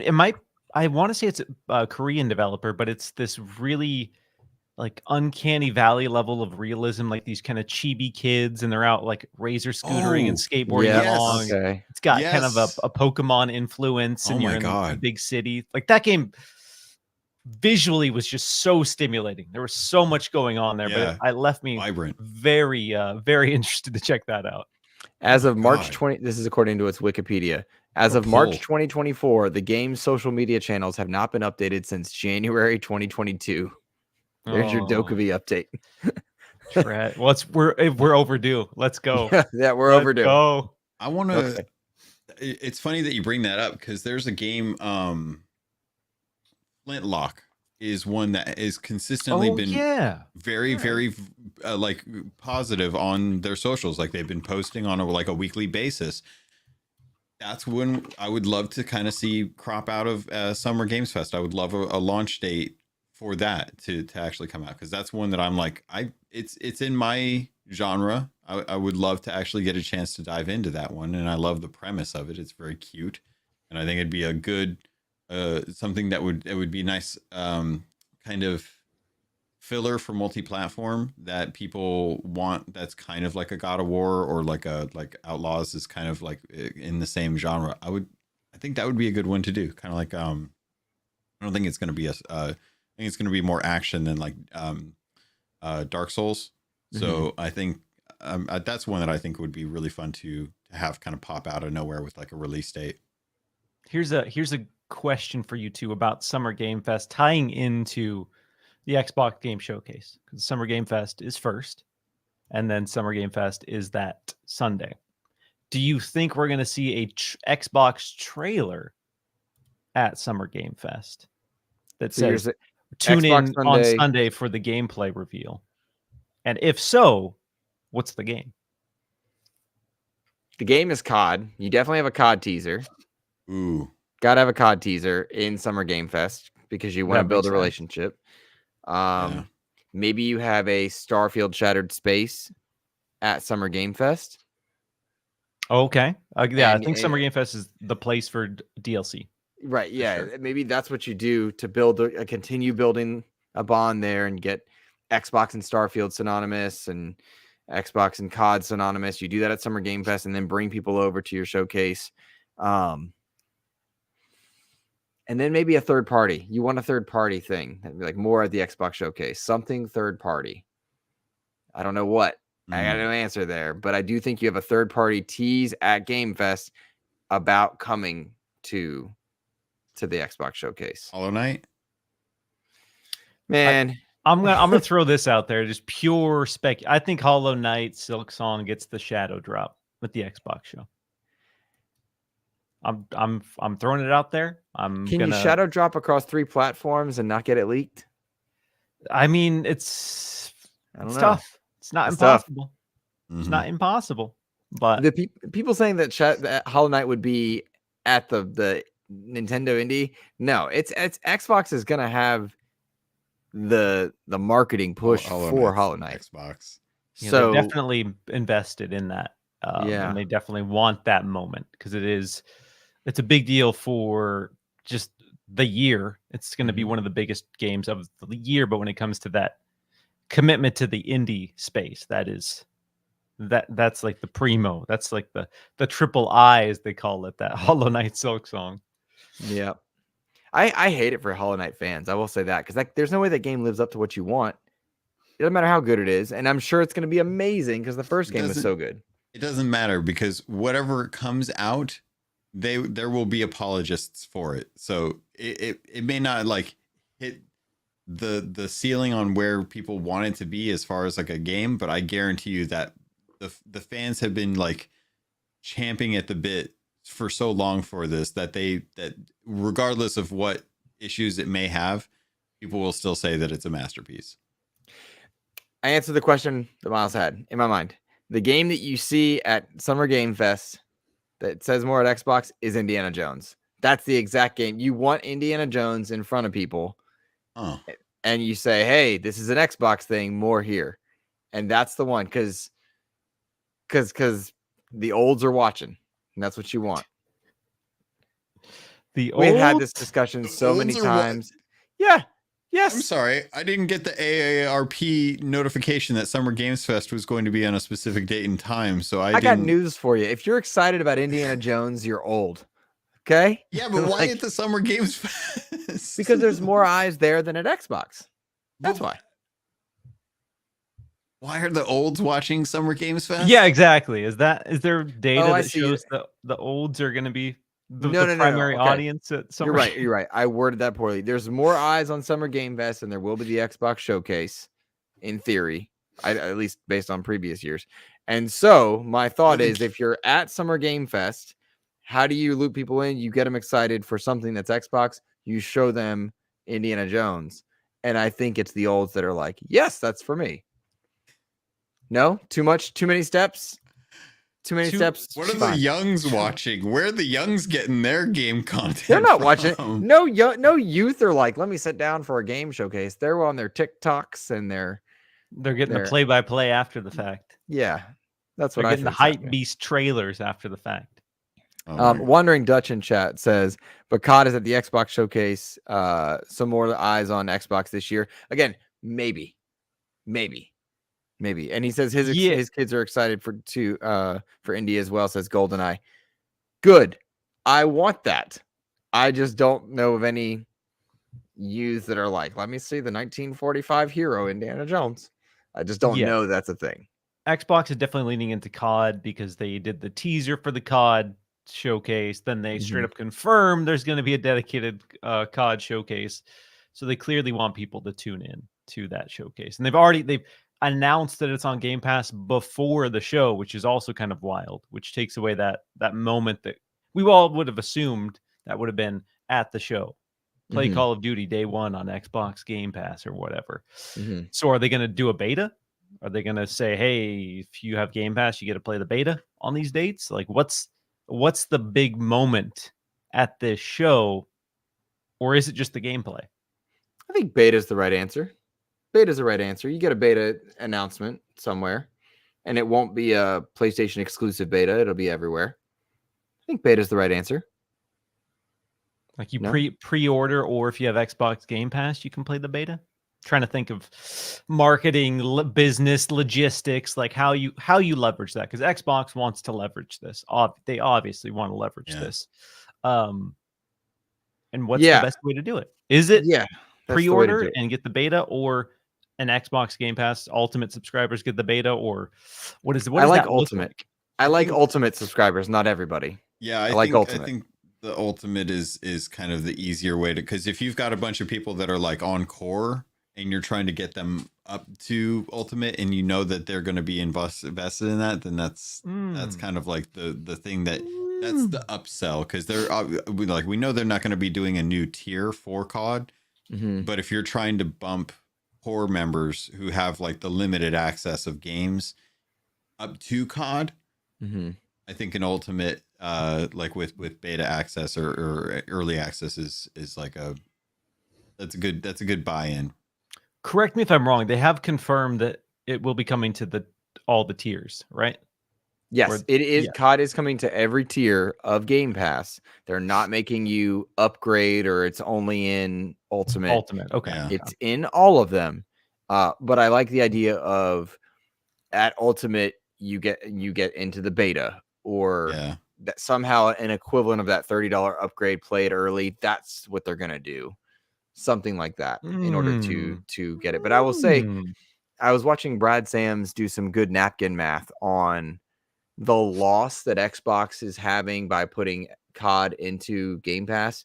And because of the minimal number of console sales between Xbox and PlayStation, like Xbox is a much smaller demographic or sales number, console number than PlayStation. It's a smaller loss, and the potential upsells pay for itself in a 3 to 4 month time period of Game Pass Core, and a 2 to 3 month period of Game Pass Ultimate based on number of subscribers, not counting Black Cell Battle Pass, cosmetics, any other purchases in game. And we know that one thing Call of Duty does well is monetize extremely well. And I would argue its model is pretty fair. Maybe I think it's pretty fair compared to many. And then also Black Ops. I think Black Ops is a bigger name than Modern Warfare. So that's my thought process. You were going to say something, Logan?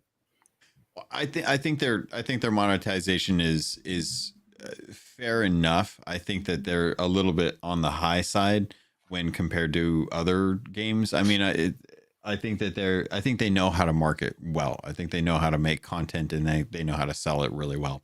I think that the idea of having Call of Duty available for Game Pass Ultimate raises questions in my mind, because as a Game Pass Ultimate subscriber, I have access to Game Pass through PC as well, but I can't play Call of Duty multiplayer on PC right now because I never bought it through the Battle.net app. And because of that, I'm very curious to know how they plan on addressing that aspect of it, because I want to be able to play it on PC as well as Xbox.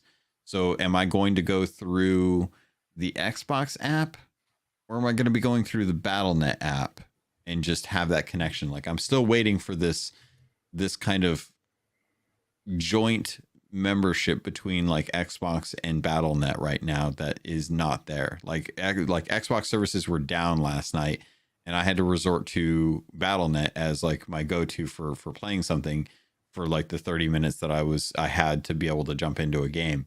And I'm just wondering, like, how is COD going to factor in to Game Pass Ultimate, knowing that more people are going to be able to play it outside of the Xbox console space in the coming months when it finally launches? Miles, any thoughts there about the launch? Have they confirmed that it's coming to PC Game Pass? I don't know. I think so. I think it's coming to everywhere Game Pass is available. Okay. I believe that. And there is some asterisks there because, like, it's not coming to cloud because Ubisoft's in charge of that. Or, you know, like Diablo's not in cloud. You talk about offsetting the Xbox console ecosystem, but when we're factoring in the PC ecosystem as well, like now we're at a huge chunk of the pie. Now we're at a huge chunk of the potential pie to get offset. So I'm wondering, again, I don't know for sure, and if anyone in the chat knows for sure, have they confirmed that this is going to be PC Game Pass as well? They've said it's coming to all tiers of Xbox Game Pass, but as we know, they've been kind of like separating Xbox and PC Game Pass in terms of branding. There have been examples of some synergy, but we all know it's not 1-to-1 for every single release on PC and Xbox Game Pass.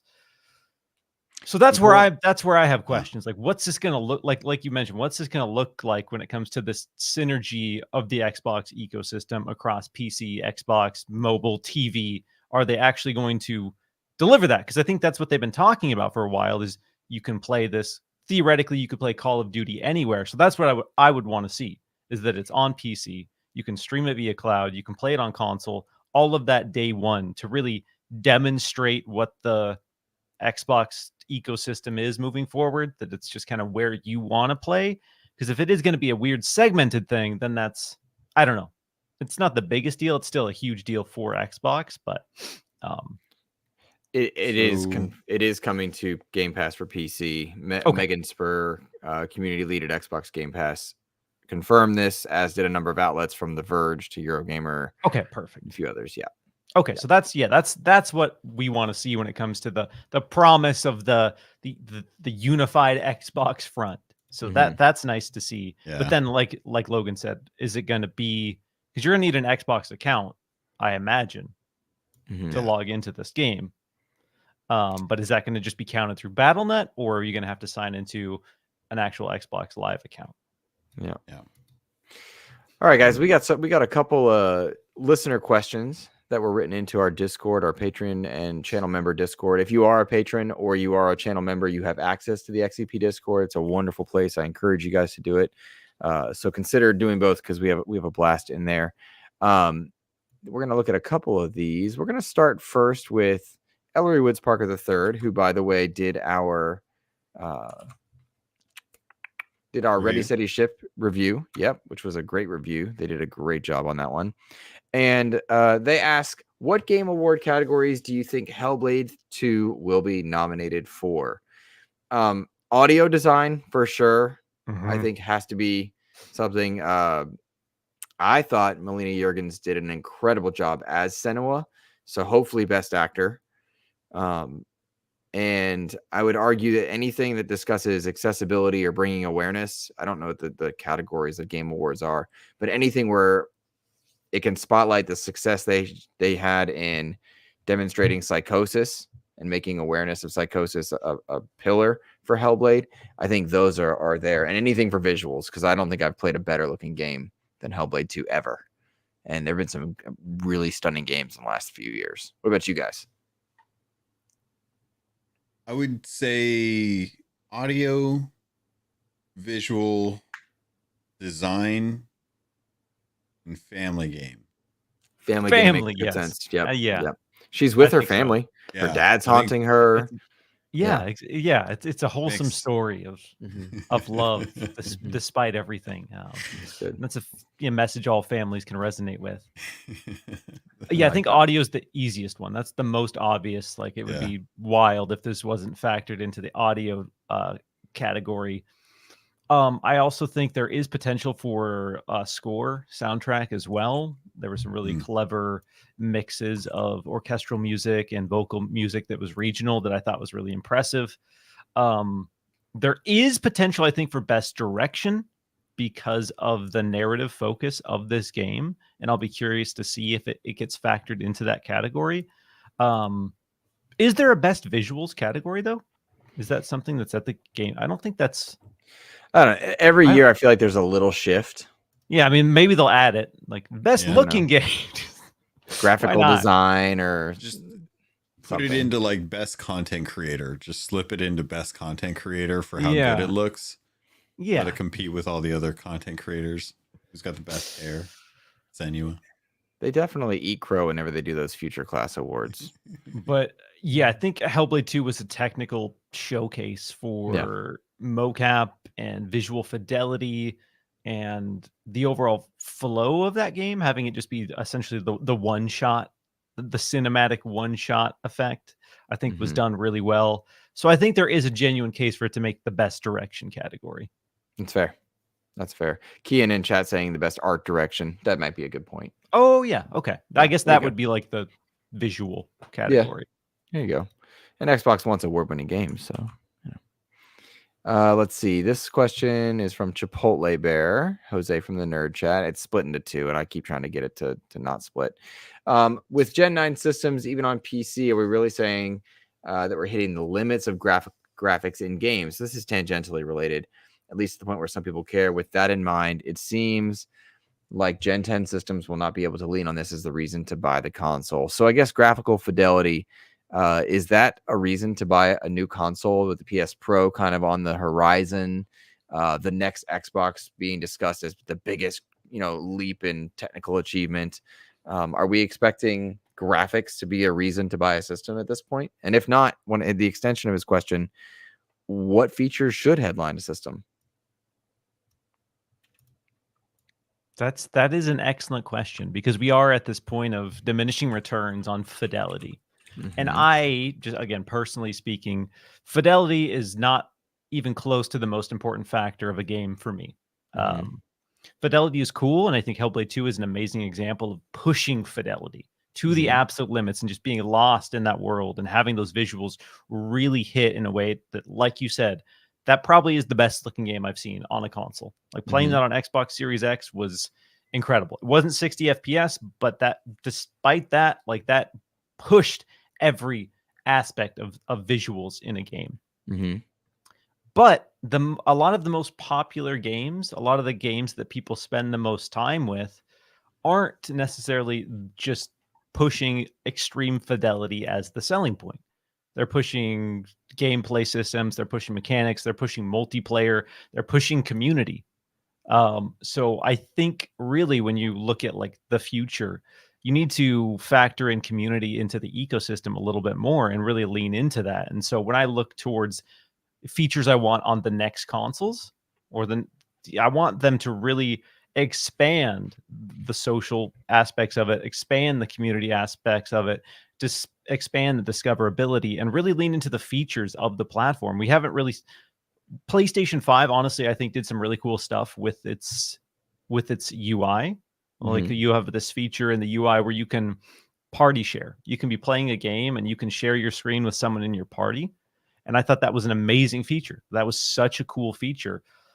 On the Xbox front, their transition to this gen was safe. It was, it kind of subtly improving the things, subtly changing the UI, but we didn't have a big refresh to achievements. We didn't have any sort of innovation in just the console experience. It was dialing in the console experience.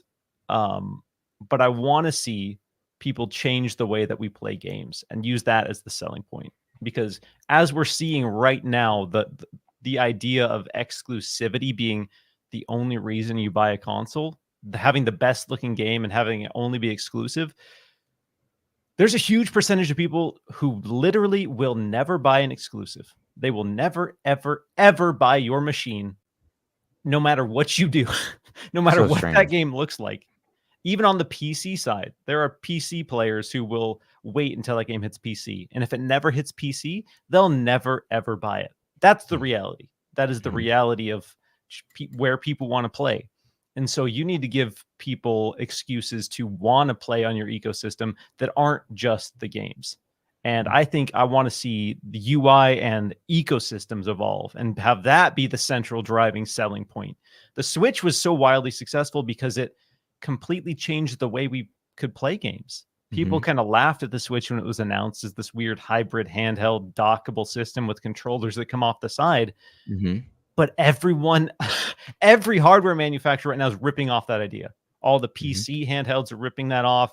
I guarantee Xbox and PlayStation have prototypes behind the scenes where they're ripping that off. That completely changed the way that we play games. So those are the kind of steps you're going to need to figure out. And I can't sit here and tell you what it is, what the next step looks like. But those are the changes you're going to need to make if you want to pull people into an ecosystem at this point. It can't just be, this game looks really good. Because quite frankly, that's not enough for a lot of people. Right. Tend to agree there. Logan? I'm with Miles on this, honestly. I think a lot of it comes down to things like quick resume, faster hard drive speeds, bigger hard drives. Can we figure that one out? So we're not having to buy these memory cards at exorbitant costs because they're proprietary sticks. I would love... I don't think that fidelity is necessarily going to be the benchmark for why we buy consoles going into the next generation. I do think that there are going to have to be ways for the hardware to outshine what the games being made on it are to really justify the next generation, because it's clear to me that the breadth of games that we're getting are older gen games. Like we're barely seeing games coming out on Unreal 5 right now, and most of them are still trying to work out like how to manage fidelity versus playability and just making sure that they run well and have good experiences and stuff. So they're trying to work that out. They've got a few years to be able to continue to work on that, but most of the games that people are playing are old games on new hardware.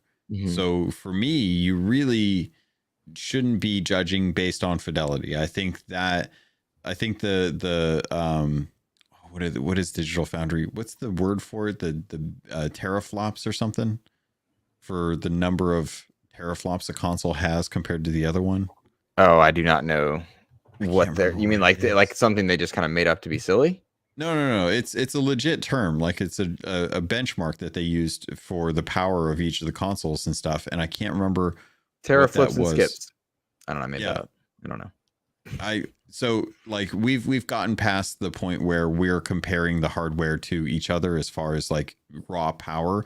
And we're now looking at what can the UI do that the other console can't? How good is the sharing on PlayStation compared to Xbox? How good is the party system and Discord integration on Xbox compared to PlayStation? Like we really do want to have like what is working best for the hardware and where are they removing roadblocks and pain points for gamers to be able to enjoy games. Like the number of times we have to try and juggle games because the file sizes are exorbitant, like 150 gigs for one game on a 1 terabyte hard drive is a little ridiculous in this day and age. Like we should be having 3-4 terabyte hard drives at this point if they want us to really kind of like continue playing a lot of these live service games that they're getting their bread and butter from. Agreed. That's a good point. I'm with you on the hard drive size. I appreciate Miles's point about UI. For me, it's a matter of like headlining features. I honestly, maybe I'm just in a weird spot, but like I don't need new features. I just want things to be better than they are. Like just improve the simple stuff. Oh yeah, the teraflops is a word, Logan. I thought you were talking about something other than teraflops. No. Oh yes, yeah. Just going straight with teraflops. Oh yeah, that is the actual term. That is the actual term. I thought you were just like thinking of something else, but yeah, teraflops. Because remember when Stadia was announced, it had more teraflops It's Stadia. than the Xbox and the PlayStation. I thought that was funny. Hey, cool kids in chat, I'm putting a code for Hypercharged in here. So if you're watching live, please enjoy Hypercharged. word? First come, first serve. I'm the last letter is a Z. I'm just putting it in there so that a bot doesn't bag it up. So it's a question mark, but the last letter is a Z. There you go. There's a code for Hypercharged. Enjoy Making that. it rain codes. Let's go. Miles Dompier, you have been kind enough to join us today, to grace us with your presence on an Xbox Chatterday, some might say. Would you please let people know once again about Killer Klowns and where they can find your work? Yeah, absolutely. Thanks so much for reaching out. I know we've been trying to get this coordinated, and I've been trying to be honest and realistic with people because I've had a lot of asks to come on shows, which I appreciate. But yeah, launching a game it's a lot of work. We've had some long days, we've had some long months. But Tuesday, June 4th, this will officially be out. You can pre-order it and you can play now, which is really cool. I really want to emphasize that advanced access feature that we rolled out because again, there's a lot of controversy when it comes to like, oh, you have to buy the mega deluxe edition. You can play 48 hours early. So we said, all right, you can pre-order any version, pre-order the game, any version, any platform. You can play a week early, which I, as someone, who I like a good pre-order incentive. Mm-hmm. I thought that Absolutely. was pretty cool. That being said, just want to shout out Ilphonic, TerraVision Games. I've been with Ilphonic for almost a year now. And it has been an amazing experience. The team is incredible. I look forward to work every single day. It's been, transformative on my outlook. It's been a huge change in terms of where I see myself in the next 5 years. Killer Klowns for me as a big horror nerd is kind of a dream IP to work with. And one thing I will say, if you're on the fence, this is definitely a multiplayer game. You can play offline with bots, but this is definitely a game that is best enjoyed with people. One thing I'll say, you don't need necessarily a full squad to play with. Jump in the game if you're curious and just go into voice chat because it really recreates those iconic horror movie scenes of you just crouching around in the shadows and you see someone off in distance, you're like, hey, I got a key over here. I got a baseball bat. And then you're sneaking around in the grass. And then a clown turns the corner and starts blasting you with a cotton candy ray gun.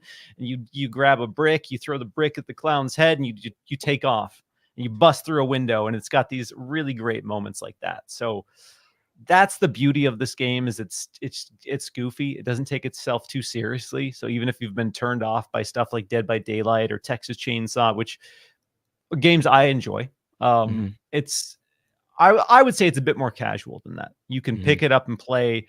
There's not a huge heavy meta system. There are progression upgrades for weapons, but you don't have to sit there and get lost in the weeds and watch a 45-minute tutorial on what's the best build for so-and-so in Killer Klowns from Outer Space, the game. You can just pick it up and play, which makes it a lot of fun. So if you haven't checked it out, check it out. Support your local indie dev. All right.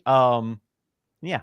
And that's all I got. Otherwise, you can find me on Twitter or X, just at Miles Dompier. I still post on there regularly.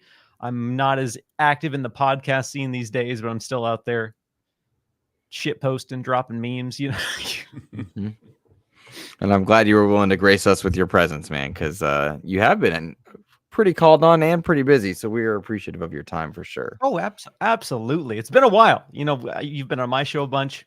I've been on Xbox Expansion Pass.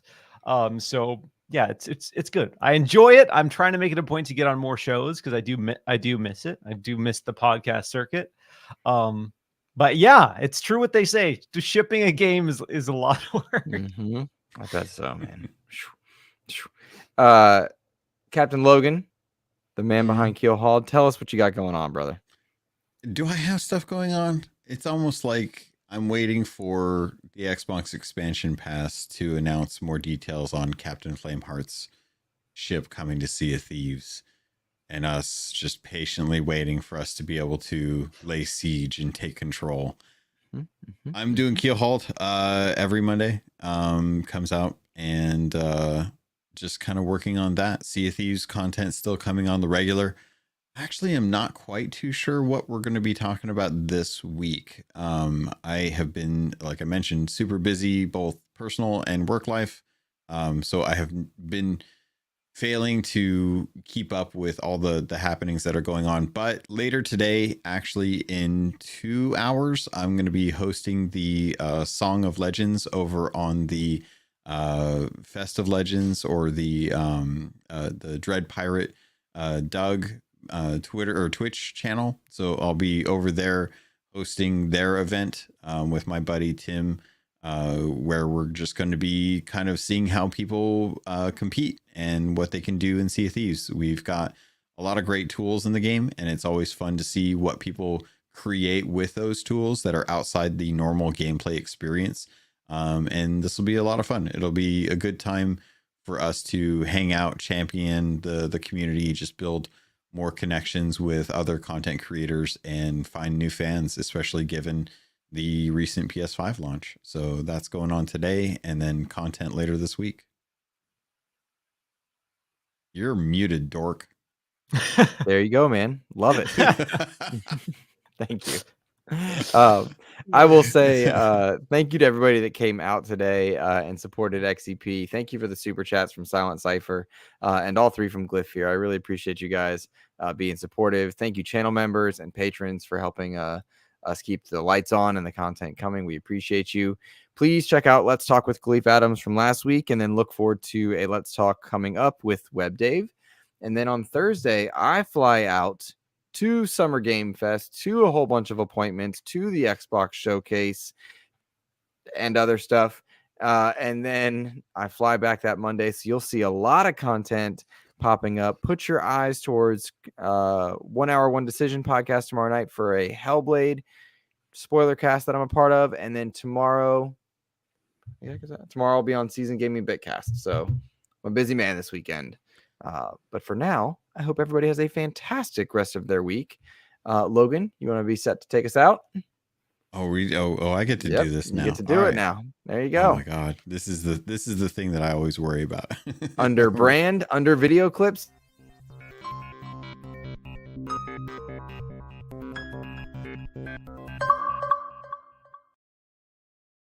Then you gotta